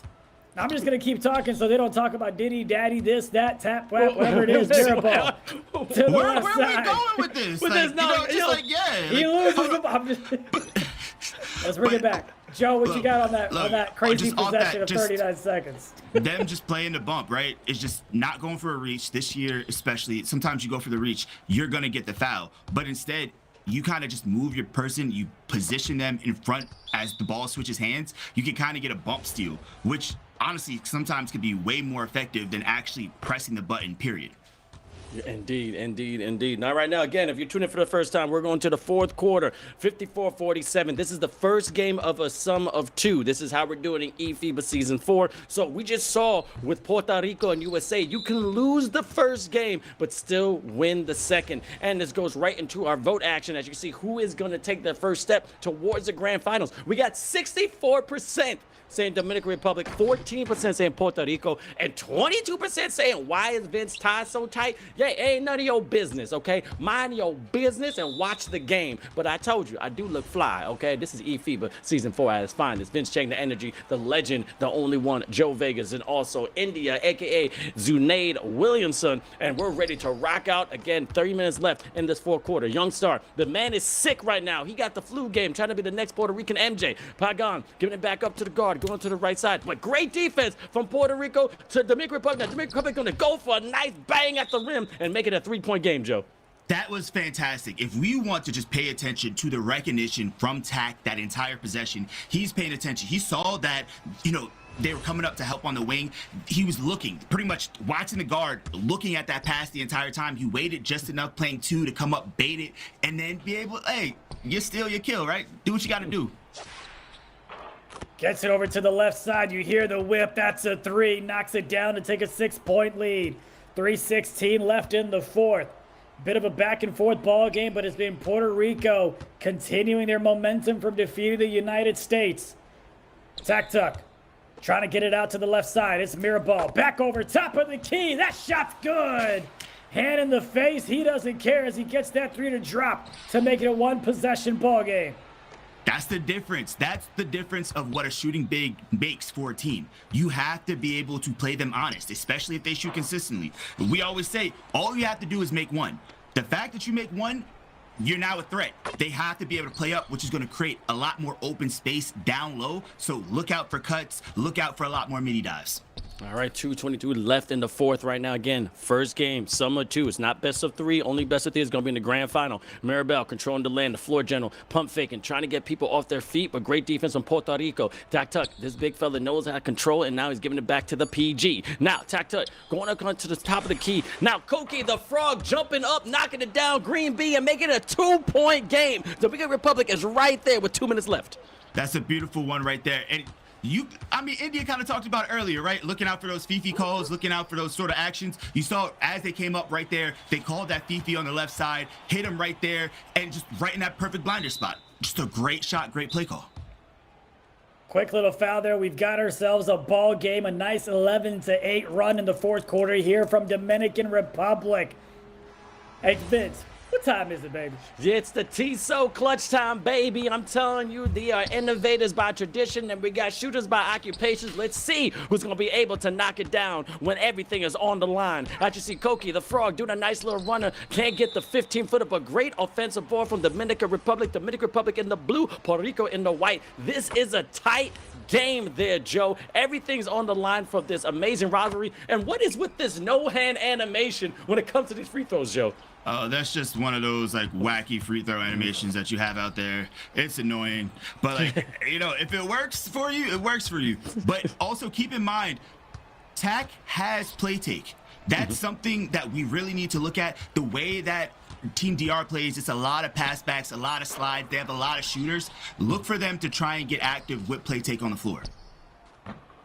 Great job there. Oh, he had the wide open shot, but the early release in clutch time doesn't help him. The rebound gets him to the line. Looking to make this a bit closer. Yeah, hey, listen, the buckets count the same. The free throws count the same. It's a 1-point ball game. Deadpool now. That's going to be a quick foul there. That's the one to give. The next one puts him at the line. And that's a good play by TAC. Like, he was just being aggressive. He's been making plays. He might have had two-way off that one. He was just trying to make a play, right? Unfortunately, it didn't happen, but it is what it is. Great board right now for Dominican Republic. Mirabel with 52 seconds left in the game, only down by 1. Let's see who has the skill to make this shot. Going to give and go. Tacto goes up, gives up a good shot for a better shot, and 1, 2, 3, uno, dos, tres, knocking it down be hard, and you've seen all the rest. So a 2-point game with only 38 seconds left. Fourth quarter, everything's on the line here. Deadpool, point guard. This man is absolutely an assassin when it comes to eFIBA Season 4. Left side, nice give and go to Pagan. Great defensive play once again from Dominican Republic. Now time is on their side. They have to foul if they want to get it, but again, they only got a couple of seconds difference from the shot clock and the game clock. About 5. Tacto waving everyone up, being like Kobe. Mirabel holding this rock. All right, now it's just summer 2. Just because you win this game doesn't mean you win the series. Dishmasher activated. Mirabel going on the right side with the runner. A little bit too late. Couldn't knock it down, but great offensive board by Dominican Republic, Joe. This is just a masterclass by TAC at this point. He's just being a horse. He's getting those turbo rebounds, just snagging. These are like, this is an inside center. Remember, we talked about how much rebounding is on this Puerto Rico side, right? And he's just running through, just snagging it over them. And it's huge. The plays that he made on the defensive end, the pass backs that he was making on the offensive end. We talked about what was going to happen with that Dishmaster takeover. We talked about all the shooters that they have on that Team DR side. And TAC is a vet. Not only has he played lock, he's played multiple positions. He's a versatile center who's able to make those reads. He's the captain for a reason. And he showed up. Big time players make big time plays, and the captain stepped up when they needed him to. You had Mirabel with double-double with 14 points, 13 assists, 3 steals to sprinkle it on top as well. Just a dominating fourth quarter, right? You give the teams a chance to go ahead and linger around and stay around, and that could hurt you. And that's what happened. Dominican Republic trailed majority of the game, but the fourth quarter, they turned it up a notch on the defensive side, on the offensive side as well, and they came out victorious. But just a great job by Tak Tuck and the team to go ahead and take the win from Puerto Rico. But that's just the first one here. But what do you make of the whole aspect of the way DR played in that fourth, Joe? So a lot of it, I think it was G in the chat was saying, we got to hit the slip. they might have just been listening, honestly, because they started hitting a slip, and that's the big reason why they were able to get Tack his takeover and get him going. By them hitting a slip, he's now has two-way. On that 6-11, you're able to have, like, and granted, depending on how they make it, I think the way Tack has his setup, he probably has at least a 73 steal, and then he's probably max plus 2ing that up. So he has at least Hall of Fame interceptor where he can make plays. Those lanes that you saw him off that tip pass right there, that's due to that Hall of Fame interceptor. That's due to the two-way, which now it's giving him a plus 25 to his stats. So he's cooking where he needs to be cooking at that point, and he could be able to make the plays he needs to do. One word. Dale. That's right. Perfect analysis. That's why we love you, Joe. But as you see, look at this box score. Dominican Republic, Cookie the Frog, baby. 20 points. But no, the big fella, Tack, the vet, with 26 on a 10 for 12 from the field, 2 from 3 for 3, and perfect from the free throw line. And we got to talk about free throws have been absolutely more difficult this time around with eFIBA Season 4 and also NBA 2K26. Seeing a lot more, veteran players missing free throw, which is crazy. But you see Young Star, sick man, but still putting up the flu game with 21 points. And as you can see, Deadpool with 17, but just unable. And I just see that fourth quarter, 18-8, Joe, dominant force from Dominican Republic. You are 100% right about that. And starting with that free throw take, a lot of that is because people try and cheat on the free throw. Like a lot, especially when it comes to comp teams, right? You probably want your guards to be able to have more free throw, especially so if you wind up going to the line for, any sort of free throw, like off a transition clear, etc. You want your guards to be able to take it, to be able to get a little bit more takeover. So you want to make sure the rest of your team has a little bit less, but also, why am I going to spend perfectly good attributes on free throw when I got to worry about defense and all this other stuff? Look, I'm not going to the line when the moment counts. I'm not putting the ball in my hands. I don't have to worry about that. And that's part of the reason, right? So, it is what it is. But like we said, I think this, all in all, it's a great game just by all of them, just limiting the fast break. And it kind of came down to a bucket being on the lid for or a lid being on the bucket, the turns of tables, we one of those. But really for Puerto Rico at that point. And Team DR wound up getting out on the break. They were just able to do what they need to do, and they were able to just take points every single possession by hitting the slip, taking points. You saw that, Team DR DJ was dropping and baiting the slip a couple times, stole a couple passes, just throwing, so they weren't able to hit Pagan. And remember, due to having that inside build, he can't really do much, on the outside. He's not a threat. I'm not worried about him when he has the ball at the top of the perimeter. I'm able to sit back. I'm able to sit low. I'm able to be able to guard cuts. Go ahead, shoot that if you want, Shaq. It's cool. I got this. We don't have to worry about that. And so really it's going to be something, how can we get Pagan going? Do we need to run a little bit more off-ball action? Do we need to be able to throw a few more up downs? Do we have to add a few more wrinkles into our offense to be able to get him going like he did in game 2 versus USA? Because they need him to do what he needs to do, because hey, Tack was showing man, I'm a vet in this thing, man. You a baby. You new to this. You're not me. You're not true to this. I am. And of course, you also had the defensive side of things. The Dominican Republic step up as well. Each and every single player had at least one steal, with Mirabal leading with 3 of them. And you also had Tack Tuck and also DJ with 2 apiece as well. So again, those extra possessions, especially in that fourth quarter, is what leads them to a 10-point victory in the fourth, which leads them to a 2-point victory as well. But look, we've seen Puerto Rico lose to the United States, and then they came back and won. So what I'm saying is, Puerto Rico has been in this situation before where they've needed to not only win, but they've needed to come back and win with a big enough margin. And 3, Joe, is nothing to the boys in blue. Exactly. And you're really going into this game, same sort of mindset, right? It's 0-0. It was just, this is what we call just a 1-game series, right? A 1 game for the Mon. It doesn't matter if we're down 2. You have to go out with the mindset that we're going out here to just put on our best. And, this is where we talked about the attrition, right? You've had multiple games going. Have you taken a break? Have you just taking a drink of water, rested your eyes? Staring at a screen for so long, we're not supposed to do that. And people will try and troll and be like, oh yeah, no, you think it too much, you're dragging it. No, it's scientifically proven with esports with this kind of stuff. And this is why the best players do take breaks. You see all of the top players and performers in all the other esports, the way they go about it, and just using some of that sports science to their advantage, it really makes a difference. All right, now we're coming back. This is the second game between Dominican Republic and Puerto Rico. Wow, Dominican Republic and Puerto Rico. I'm getting crazy right now because I'm getting really excited. The thing is that the first game went to Dominican Republic. Puerto Rico also did beat USA, advancing, but now they're trailing only by 2 points. And I want to explain this. This is the sum of 2. So technically, Dominican Republic throughout the entire game is up by 2.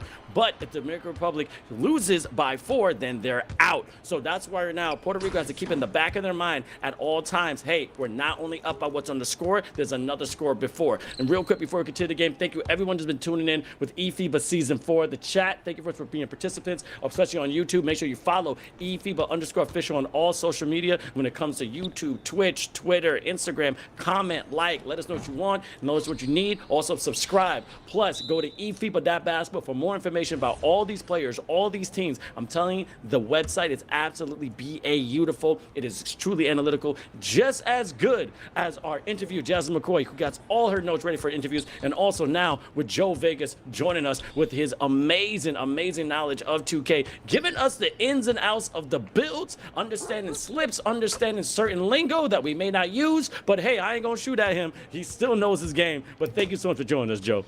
Appreciate you, man. Look, you got me in a real ball, though. I know where I'm beat. I'm going to stick to playing the game, right? As you see, a great blitz off that snatchback, taking advantage, getting the pass to range, and the cash. Like, that's what they need right there. You notice how Team DR has been fouling on the break, and just getting them to slow down, forcing them to have to get their points at the half. Oh, he got another almost?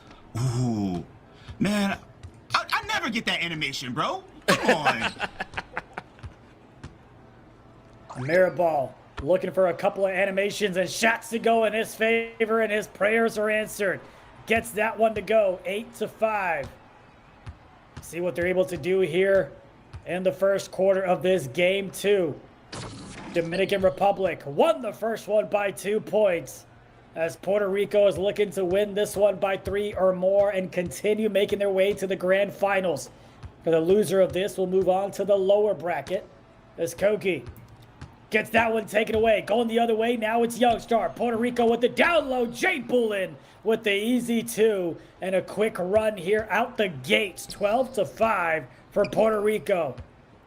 They're starting to tear it off them now. They're getting comfortable. They're recognizing exactly where they're trying to go off the Kobe jab step and just waiting for pretty much them to start coming back to go for that reach. And part of this is momentum, right?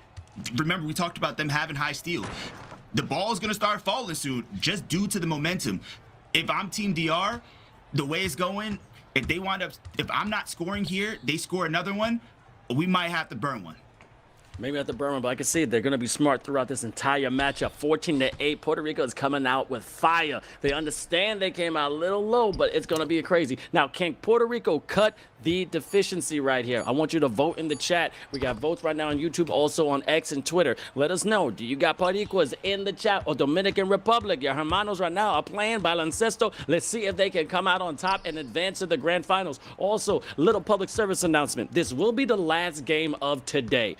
Again, will be the last game of today. When we first started, sadly, shout out to my island brothers down there, but Cayman Islands were unable to participate due to some technical difficulties. But the rule is that if you forfeit one game for today, you can't play for the entire day. If you had another game tomorrow, they would have been played, but they can't. We still got the Virgin Islands that's in here. We still got USA that's now going to be facing against Guatemala. So Guatemala be playing tomorrow. Make sure you show support for them as well. But as of right now, as you see, a 6-point lead from Puerto Rico, 50 seconds left in the first. I want to ask another question, Joe. Do you think Puerto Rico's a little mad right now? Because they're coming out firing. Nah, they're just swinging. They have momentum on their side, and the fact that they're still going the way they're going, they already stacked the rotation. Sorry, I just had to see what was going on there. If they were going to be able to get that shot off, they wound up calling an early stack rotation, and Team DR was taking advantage in that situation with having the 7-foot center in the back end, having to guard the PNR.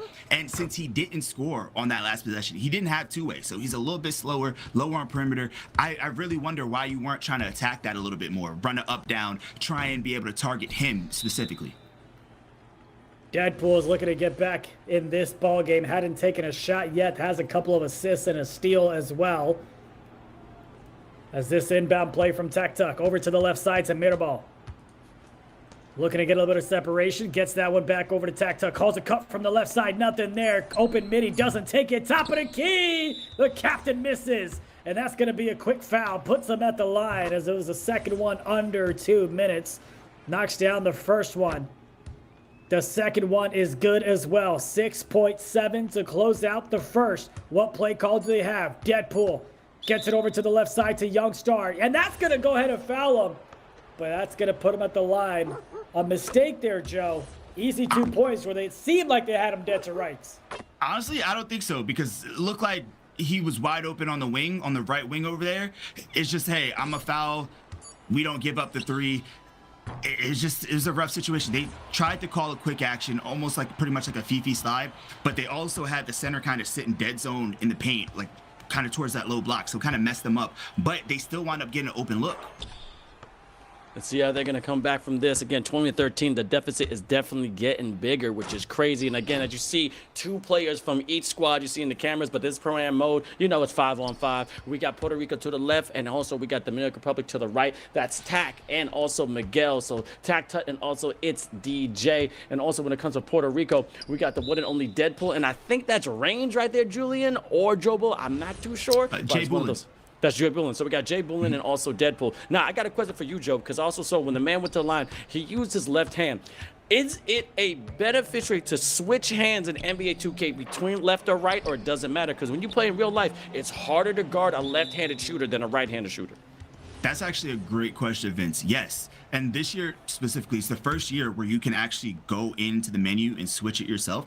So, you know, your handedness pretty much shifts the timing of your shot, right? Yep. So it's going to be a little bit faster to one side compared to the weak side. But also when we talk about the corners, right? We talk about that dead-eye badge, which is huge, which is now packaged in with blinders. Depending on what your handedness is, you can actually trigger that dead-eye badge a little bit more, and you can actually increase your green window out that corner. So that's just a very high IQ thing that honestly a lot of like the top tier comp players think about, but truthfully, it's something that's lost in our community. Takes that shot from the right side. Love the nerdiness in the chat. I can just see the 2K nerds just getting excited. Be careful. They'll come at you. Be careful, you bro. Like some of them, I mean, some of them ain't the keyboard warriors. Failed, you know? I know. Listen, our 3 minutes of going off the bandwagon is why the league of 6 years failed. I'm sorry to let you guys down. My apologies, brother. Wait, we ain't going against nothing. This whole thing. I mean, the league's still there, man. You know, league's still there. League's still there. Hey, 2K, we love you, baby. We love you. We ain't canceling no checks. Vince trying to keep his job as Youngstar. Trying to keep the momentum up, going the other side. Swings it over to the left. Nothing there for him. Defender in front of him. Gets going to reset. 23 tied up. It was Puerto Rico that started off strong, but it is Dominican Republic that has closed the gap here as Jay Bullen over to Deadpool. Swings it back upside. They're passing the rock like the Spurs, but can they get a bucket out of it? Top of the key. The rotations are there. Can they get the shot? The midi from the right side is good. That is a tough one. That is just gambling right there. They've gotten a lot of steals. As we see another steal come right there from Jay Bullen and dunks it. But you reach out of the play, that put Koki out of position where he gave up the wide open midi. If he just stayed home and played honest, he wouldn't have been able to get that shot out there. We got some liars on the court. Let's see if some purity is going to happen. And again, the amazing back end with our production called me Coach Carter. And I got to say, our deepest fear is not that we're inadequate. Our deepest fear is that we're more powerful than measured. Don't mess with me when it comes to moving lines, okay? But right here, Coach Carter's over here. Vince Chain the Energy, a.k.a. Chang James. And also we got the one and only Joe Vegas and India Suleman commentating right now for eFIBA Season 4. And Haku showing some hockey. And I'm a One Piece fan, as you see flowing, knocking down that gray dot in the corner, making a 1-point game. And Puerto Rico just a little bit making some light, but Joe, Dominican Republic is going nowhere. You're not wrong, because Tack is hitting his gear fit at this point. He is being Tack, Takic. Like I can't even combine, Tack, Tuck, and Jokic. It just don't work for me, right? Like but that's what he's doing. He's making them a threat where they can't be able to drop out those corners. He's looking for those easy dots. And just the way spacing is, you can't sag. You can't even help, because as soon as you look to move, you're stunned. You're not going to be able to get back for a contest. Uh-oh. We got a lag out. They're going to go ahead and get the steal, look to take advantage as well. You see them clap it on the other side. That's going to be a transition take foul as they knock down that one. Tuck, 2 points, 5 dimes. That's where the Jokic reference comes in, as that's going to be a timeout called, as they are now going to struggle. Do you know who exactly lagged out as they're calling a timeout to figure out what they're able to do? Oh, Youngstar, I see it there. 7 points, 4 dimes. And I don't know. I mean, in the past, they have to kind of continue playing. So they burn those couple of timeouts to reset, to talk through things, Joe. Wow. Wait, that's the rule. I understand also because they're down, right? But that is a major blow. Not only do you lose one of your best scorers there, you're also now not able to run rotations. You now have like the AI on the floor. So you can be able to start targeting the AI a little bit more to be able to get open looks or screens, because you can't communicate with them, right? So this is a golden opportunity for Team DR to take advantage. But if I'm Puerto Rico, I'm not stressing it. It's really, all right, I'm getting Deadpool going. I'm still going to hit the AI to keep them honest. Jay Boolin. Hey, maybe this is Jay Boolin time. Maybe that's what it is too. Sometimes you got to step up, okay? Man, you can't sit on the bench unless you want to get in the game. And this happens, okay? Now, we talk about this all the time. Technical difficulties is a part of esports. It's what we have to deal with. It's just like when you get hurt on the court. When you got your MVP and he tears the ACL. We saw Tyrese Halliburton have that. And all of a sudden, you got people, from all over the NBA community that you just get one slight position left and all of a sudden you're out for the season. I mean, Tatum had to happen too. It happens, but then you got to play through it. Now, also I want to talk about, look at the comms right now. As I said, there are 4 people, as you can see, and I want to really dissect on the right side when it comes to the Dominican Republic. I mean, everybody's saying, wait for MVP and everything like that, but Wadey and Miguel are talking throughout this entire game. If you saw, literally, I think it was Wade on the top, putting his hands up, yo, hey, tranquilo, calm down. Okay, they got to lag out. Let's take advantage. But as you see, they're trying their best and getting a 4-point lead. But Puerto Rico is still fighting there, Joe. Wadi is a vet at this. Like, he's been there since I was coaching him. He is the perfect person for that team to calm them down, keep them locked in. Those guys really rally around him, and they're letting him know, like, hey, yeah, even though it happened, we still got to take advantage. This is our time to capitalize here, and just slowing it down, doing what we need to do, still playing our way. Don't start playing out of body and trying to do anything extra, because they can still hurt us. We need to do what we need to do. We were just blessed with a gift. Let's make sure we take advantage. They are continuing to dominate here like they did in the fourth quarter of game number 1. As Deadpool, they need him now more than ever.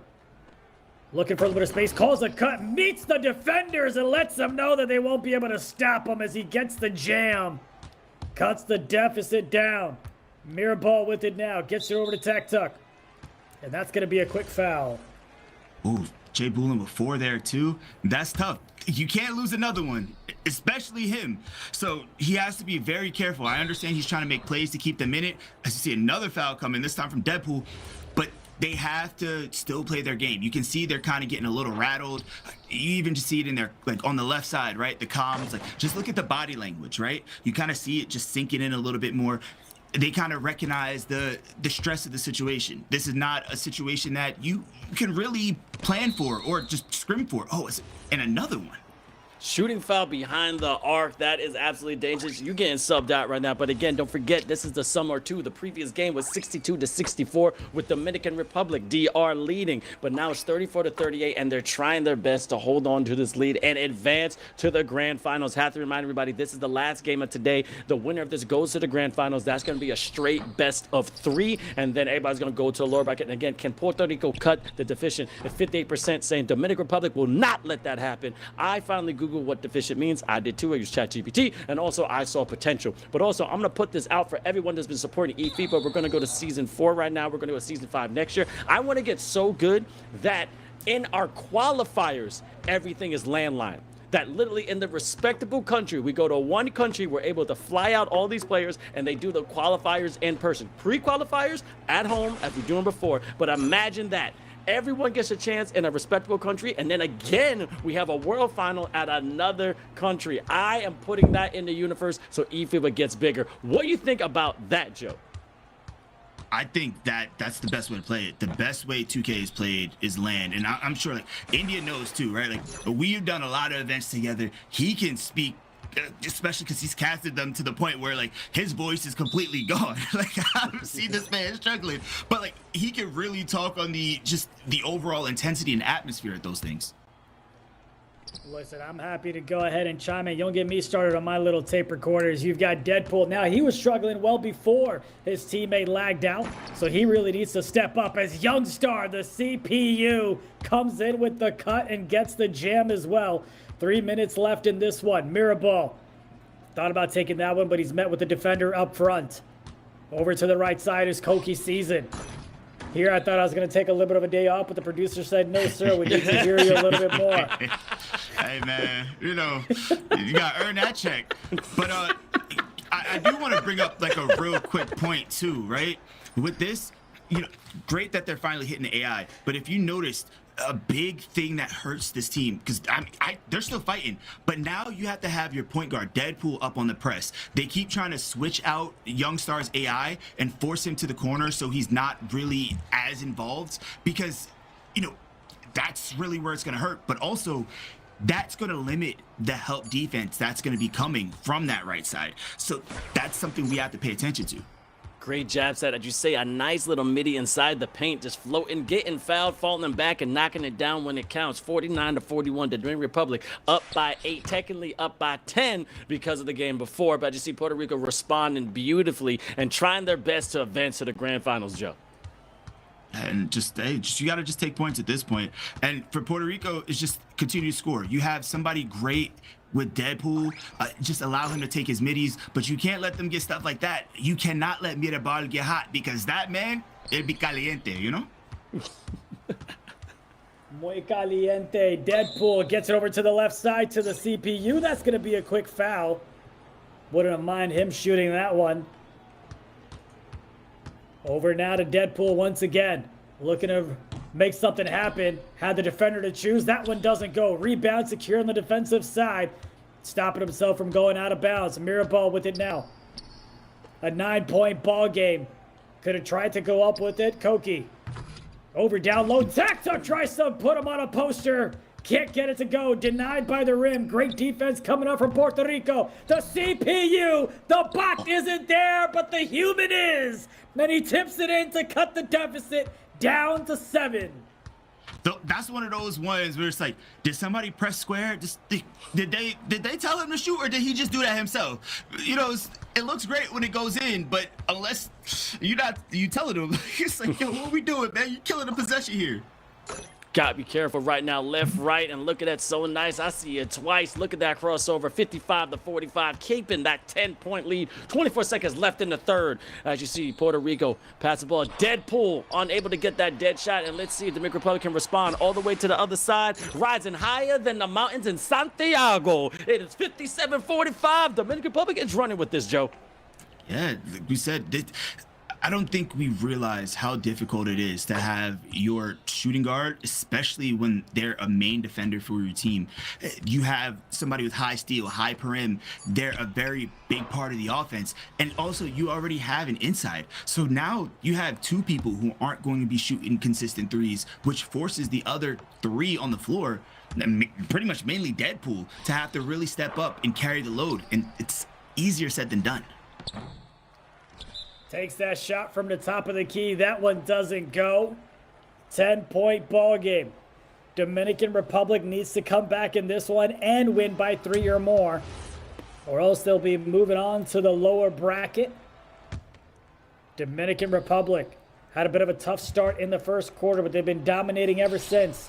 Mirabal with the shot. That one doesn't go. Rebound secured. Headed the other way. Look at the defense get right back to it. They do still go ahead and foul them to reset the offense in the half court. Deadpool met with a couple of offensive players that are getting in his way. That shot doesn't go. Rebound secured. And a quick foul once again. You see that quite often here. And that's so that they don't give up an open 3 off of the offensive rebound, getting them to reset once again. Deadpool, top of the key. Jay Booling met with the defender over to the right side. Deadpool 1-on-1. Mano y mano finds the opening. Can't get the bottom of the net. On the other side, defense is there. Way too slow. As Dominican Republic continues to pour it on, Joe, with their 13-point lead. Yeah, it's those fast breaks, Indy. I told you, it's easier said than done. A lot of these shooting guards, they're running speedster takeover, which gives you a +8 to your speed and agility. So I understand you talking about, oh, you can get back. Not if they have 99 speed, bro. They are, and especially they're getting out fast. It's very hard. It's very hard to keep up with. I just hear the feet go.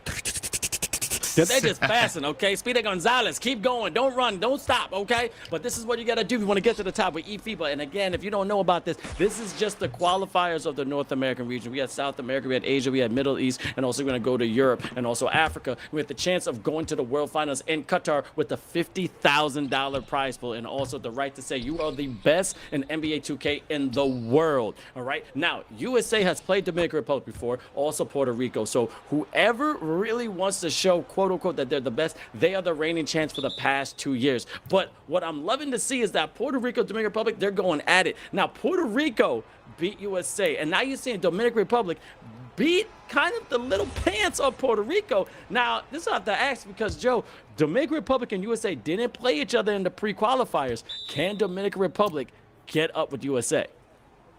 Yes, there's a reason why these three teams are the big three. They all compete very well. And even without the high caliber players, the legends, the former pros, this Dominican Republic team, the thing that makes them different, as you see, oh, Mirabal got, oh, uh-oh, hold on. This changes things, fellas. I think he got kicked. Oh! And now... Oh, I mean, Tax hitting threes, but this now makes it a little bit easier, right? You could put the AI on the AI. It's now 4-on-4, so you could still be able to win this if you're Puerto Rico. You can't fall asleep, but also, as you see Jay Bullen hitting that shot, he still has 5 fouls. We have to keep that in mind. He can't be as aggressive as he would want to here. Mirabal gets out of the game with 13 points. He was 3 for 12, so efficiency wasn't there, but it's always great to have a human being playing compared to a CPU. 10-point ball game with 2:27 left to go in this one. It's Mirabal, wide open shot, clank. And you see, this is why it's better to have a human being, even if it's me on the sticks, as they missed that one on the other side as well. 2:15 left to go. Koki sees it, had the wide open shot, said no thank you, gets it to the computer who knocks down the midi. That's a good one. The joke with those, right, is like your AI has your tendencies, so your shot selection and everything like that. And those two shots right there, straight Mirabal shots, 100% hands down. Now, with that, did he lag out or was he graded out or is it because he got fouled out? Let everybody know at home. He lagged out. If you look, okay. It can show with the grades, right? If it shows that they have an F, that's usually when it's lag out. Of course, like fouls, it'll show that. But the way he was just moving, you just saw it was a lag out issue. Couple of missed opportunities here. You've got Tuck bringing it over to the right side. 1:35 before Dominican Republic moves on to the grand finals. Tuck having a couple of moves, and he goes ahead and lays that one in. There's nothing better than watching a big man just be able to put the ball on the ground and be able to get a bucket. It's a good feeling. You don't see that much in 2K anymore. This year, you see it a lot more just due to the 6'11s and just the ability to be able to dribble on a big.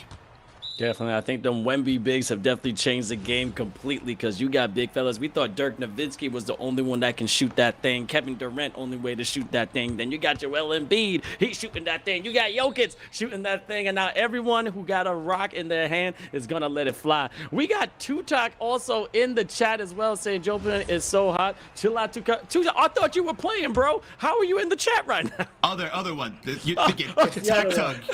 Yeah, Tac-tuck and Tutak. I'm about to say, man, that's some talent right there. Because you talked about it before that some people may be in the chat while they playing. Look, I'm just this is trolling, how you know. It's the 2K community, man. Like, he's supporting his guy. That's his guy from the Spicy Boys. Like, you know, they play together all the time. This is what I'm talking about, where you gotta gas your boy up, right? Like, just you gotta show support. Goes ahead and misses on that one. They did get the offensive rebound, but weren't able to secure. You see the national pride coming in from Dominican Republic as they can taste the grand finals. Just 41.5 seconds away unless Puerto Rico can pull off a miracle. It's Deadpool on the right side, getting double teamed, looking to pass the rock over to range. Has Penang in the down low, need the threes. They go ahead and shoot that one, misses it, gets fouled on the putback, and he's headed to the line. It's not a bad one. It was a great idea to be able to go for the trapper right there on that deep right wing to force that kind of butterfly pass. And yeah, perfect. Why not? We'll foul him. Take that too, because as long as we're not giving up threes where this lead could be able to crumble, we're in a good spot. 19 seconds left in the fourth, and again, as we said before, this is going to be the last game of today, and I'll be back tomorrow, so make sure you tune in live on all social media content, and especially go to YouTube, because we actually have a notifier. It'll say exact what time we're going to be back tomorrow. 9 seconds left, 64-74. It's safe to say Dominican Republic has rained down the pain on Puerto Rico. Puerto Rico is not out of the tournament, though. They will be in the bottom bracket, but Dominicans, my hermanos over there, Dominican, DR, everyone, they're going crazy. As you see, Mofongo, they're ready to go. Bachata going left and right, and they got the rhythm. All right, so now we're going to see some people that a little shaky on that. But Puerto Rico, you got to step up. You still got a chance. USA is still in the bottom, still got a chance. And now, Joe, I got to say this. There's a chance that USA doesn't even make it to the grand finals because they're going to have to meet Puerto Rico. So this is a little spicy than I thought. Yeah, but also, you know what they say about opportunity, right? It happens for a reason, and now USA has that opportunity again to be able to correct their mistake from earlier today. So it's really, now Puerto Rico's kind of rattled at this point, where you have the lag out, you think that you're pretty much free, you're about to just, all right, I'm in the winners bracket finals, we have the easier route, now it's, all right, we have to play USA again? We thought we'd be able to play them maybe like, one series later, not right now. So they're going to have a lot of adjustments. Honestly, all the teams still in this one, having a lot of adjustments to make pretty much tonight going into tomorrow. But fellas, I just, first and foremost, you saw the front run that was happening, right? I talked about the bad blood between the countries. You saw even then they were still putting up points, still dotting the corner. They don't care. They want to make sure that score is ran up because the box score, most people are just looking at the box score. They're not nerds like us, right? Or like, they're just seeing the number. But more so too is you guys have an electric series, just an electric day tomorrow, and I'm so excited for all of y'all. Well, we appreciate you for joining us. I know you're going to stick around with us for a couple more minutes. So before you go, obviously we'll see the box score here, but was there anyone that impressed you today that typically would not be on people's radars? Oh, I mean, yes, Goki. For sure. I think Goki played a great game. I think Deadpool was really doing what he needed to do, especially during that USA series. That's somebody that, when you think about, Team Puerto Rico, you think about the Achilles, the Gazulis, all of these other big names. You're not expecting to have somebody who's just, a lower name in the community really being able to make a name for themselves here. But yeah, on the DR side, just seeing the play of Goki, seeing the play of DJ on the back end, they did what they needed to do to be able to bring this one home for them.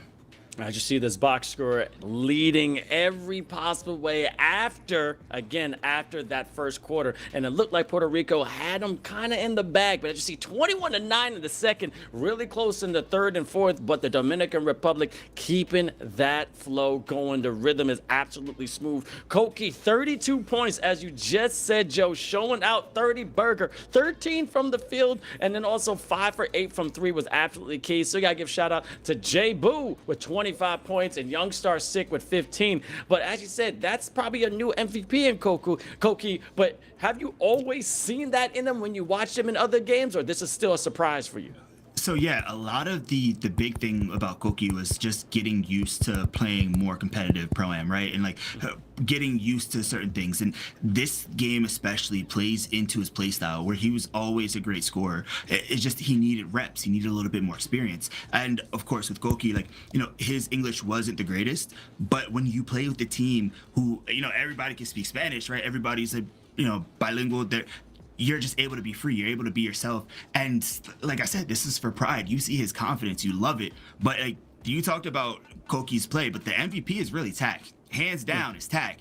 Just almost having a triple-double here, but just his ability to be able to make the extra pass when needed, to be able to just take points when needed, to be able to shoot the three, just being an impact on both sides of the ball. you need that control center, and having a center who can be able to do that and to be able to make those impacts on all sides in every facet, it's super underrated, and it really is the difference maker for a lot of these teams if you really want to be successful. Joe, before we kind of wrap things up here, I got to ask you, who you got tomorrow? Who do you think is going to come out from the big three? I mean, is that like a really? What? Really? Say it when I ask, like, yo, what you doing, bro? What you doing, bro? Look, I'm not trying to be a homer. I'm not trying to be any of that. Like, but like, I mean, You you see can what say DR is that your doing heart right here. is You with, see it. and your You head see is where with somebody DR else. is with, right? Yeah, like, I love Team USA. I love Puerto Rico. If my bias is speaking, you know what we doing. You see the flag? What is it on this side right here, right there? Yup, right there. But all in all, you got to finish the food. But you can't look past them. I think whatever team makes it out is going to be a fantastic representation, a representative for the North American region, and is going to be a real favorite because these are the battles you need.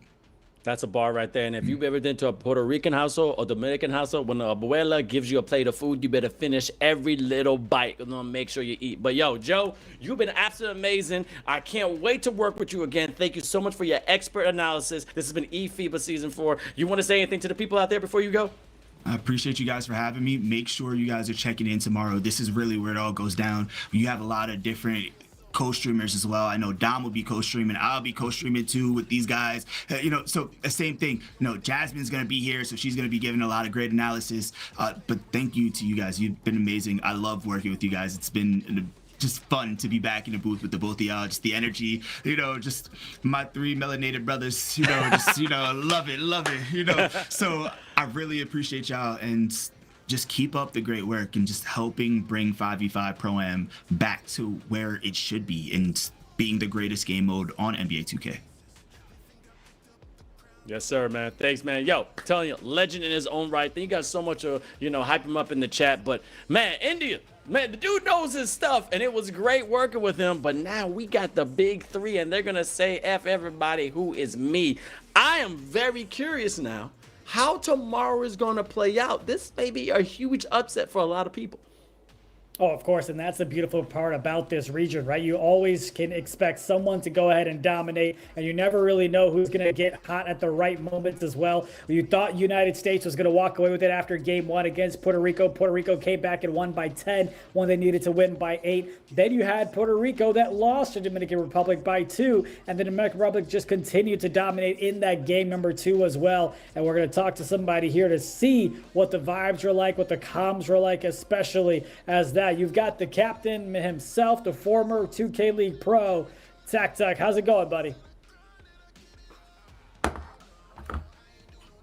Hopefully you can kind of go ahead and hear us, and if you can, we'd love to know, what was this experience like for you to come back and take on Puerto Rico? Like, walk us through what your mindset was headed into that series. They just pulled off a huge upset, so they definitely played a good game, and when you go off that, you're on a high horse, you're confident, so we had to come in, stay composed, gotta get them level-headed. This game is a roller coaster, man. You gotta stay level-headed, Gotcha. Okay, man. Yo, on some straight up.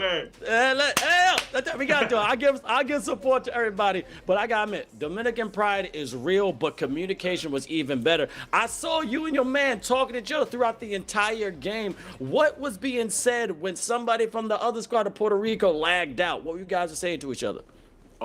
Just keep playing. Because we've been in that situation as well. Even late in the game, we lost our guy. Thankfully it was later, but that's 2K. That's internet, man. You can't control it. So how do you adjust, though? Do you try to how do you adjust on whether it's the offensive or defensive side? Walk me through that. Are you making sure that, hey, as soon as someone passes this to the CPU, because everybody's spamming to get the ball back, right? Everybody's trying to get the ball back from the CPU at that point. What's the strategy, though, that you guys went with when you saw your man lag out? Honestly, we had a little bit of a cushion of a lead, so just making sure we can find ways to score, which is the hard part. And on defense, they had the same struggle, so luckily we just had a cushion at that point. Well, on the other side, though, on the defensive side, with the other team having someone lagged out, does your defensive strategy change to let the computer take the wild shots? How does it work for you on that end? Well, in this game, they could actually hit them, so you got to be careful. He hit a couple shots. I mean, we definitely changed our defense a little bit in terms of putting more pressure on the guards. It's hard to score, man. It's hard to score in those situations, and I was in the corner still, and I went to the paint. We made a couple adjustments just to try things out. But I'm just happy we came up with the W, man. I don't know, people don't really realize how much it means to even our country. I mean, last time we won, it was really big over there. So we just want to do it again. Shout out everybody that played today, my whole team, DJ, Koki, Minaval, Haku. They all did really well, and I'm just happy to be here. I know you're happy to be here, and I was talking to Joe saying I have you guys beat the USA when it was like the esports opener, so you guys had that on mental, but now you're advancing to the grand finals. No matter what, you have a chance to punch your ticket to Qatar. USA and Puerto Rico are still in the bottom bracket. Not trying to call you out, and I'm going to make you nervous. Is there a team you want to meet in the finals, or you don't care? No, I don't care. At that point, whoever comes. I think I'm gonna be honest. I mean, all three teams are very good. I think we have the least amount of pros, but they all play at a competitive level outside versus pros. So every team has pros on their squad. So when you get to this point, everybody's good. Has there been any trash talking, whether it's with the folks at Puerto Rico or whether it's with the United States? Any trash talk in the DMs? Because that's big when the league was still in its old format, but how about now? Yeah, I mean, I'll definitely talk trash to Crazy just because he was my teammate, he was my roommate. So, me and him always got along, and healthy trash talk. He's always been a good friend of mine. So we still keep in touch, all the time. So it's fun to play against him. All right, we're going to end on positivity. You got people in the chat saying tag for MVP, that you've been absolutely amazing. You got so much support from the Dominican Republic. With these last couple of seconds, you can talk anyway. If you want to talk in Espanol, you want to talk in Spanish, whatever, but talk to the people that have been supporting to you, brother. Thank you guys for supporting us. It's nowhere near close. Shout out to DR for beating them in real basketball this week as well. We're here. Vamos aquí para la patria siempre y estamos enfocados para llevarnos esto para allá. All right, that's all I wanted. Let's clip get it. We'll see you in the grand final, brother. Congratulations. Thank you. Appreciate it, boss.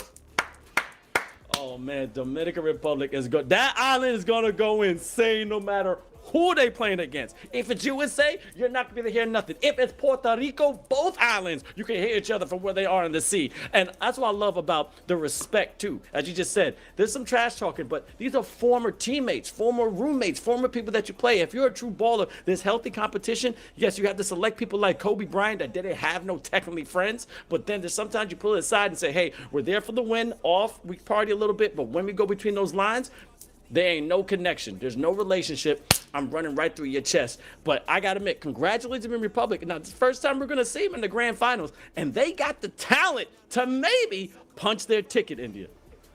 And again, it's just been an incredible day of virtual basketball that we got a chance to call. And we're blessed and treated to another great series of games tomorrow as well. I cannot wait to see who is going to go in and come out on top. And listen, Guatemala is still there. I'm just saying.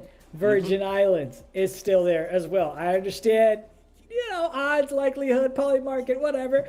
But you do have the Virgin Islands that are going to play the winner of Guatemala and the United States as well. So United States needs to win not one series, not two series, but 3 series if they want to go ahead and advance to the grand finals, whereas Puerto Rico is just waiting to win one more series before having a rematch with Dominican Republic. So the United States, because of their loss in game number 2, now has a much longer road to get right back. And Guatemala and Virgin Islands, we will see them play for the first time in the qualifying round for North America.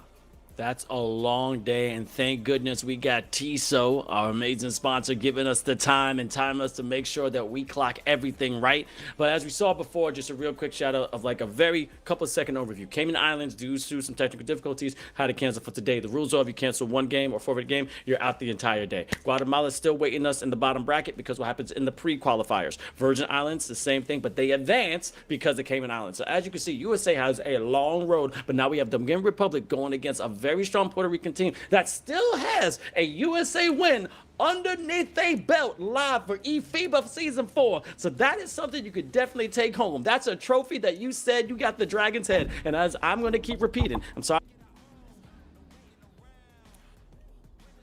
See, this is cool because I get yelled at for typing too loud, but Vince is going to get yelled at for muting his mic as he played with it. But what he was saying is, yes, you've got the Dragon's head as you got the victory. But I'll say this in response to what Vince said, which I just wanted to quote it back. It's cool to have the Dragon's head. They'd rather punch the one-way ticket to Qatar. So they got the job, but the job is not done yet. It's not finished. And tomorrow we get to see if they punch their ticket to Qatar. Welcome back. Yeah. Thank you very much. You know, hey, very sensitively now. I'm getting used to this new microphone. Shout out to Renars and Chris Stars. They told me to get a real mic. This is the first time I got a real mic for eFIBA Season 4. But to reiterate, this has been a great series today. We are animated. We are ready to see who's going to be crowned the North America champion and have a chance to punch a ticket in Qatar. And it could be anybody. Shout out to Joe joining us today. Definitely giving great insight. But here's the thing. The big three are still there. They're trying to be the only me. And I have no idea who's going to win India. But before you go, you got any final words? I mean, it's just a blessing to call this game. Not going to lie to you. Been a crazy February, to say the least. Appreciate you. Appreciate the folks back in Latvia. Big shout out to Joe and everyone else that, puts on this broadcast for us. And love also the Twitter fingers that we see on the Twitch chat as well. It's love. It's truly a blessing to get a chance to do what we do. And I could not be any more appreciative of everything. But hey, tomorrow we get a little bit more. Great community. Again, don't forget to tune in on YouTube. There'll be a notification, okay? 11 a.m. EST. Also, we're going to be going live on Twitch. I'm your man, Vince Chang, a.k.a. The Energy. That's Zunaid Suleman, also known as India. This has been a great first day of North American region, and we'll see you tomorrow and see who's going to punch their ticket to Qatar for eFIBA Season 4 Grand Final. Peace.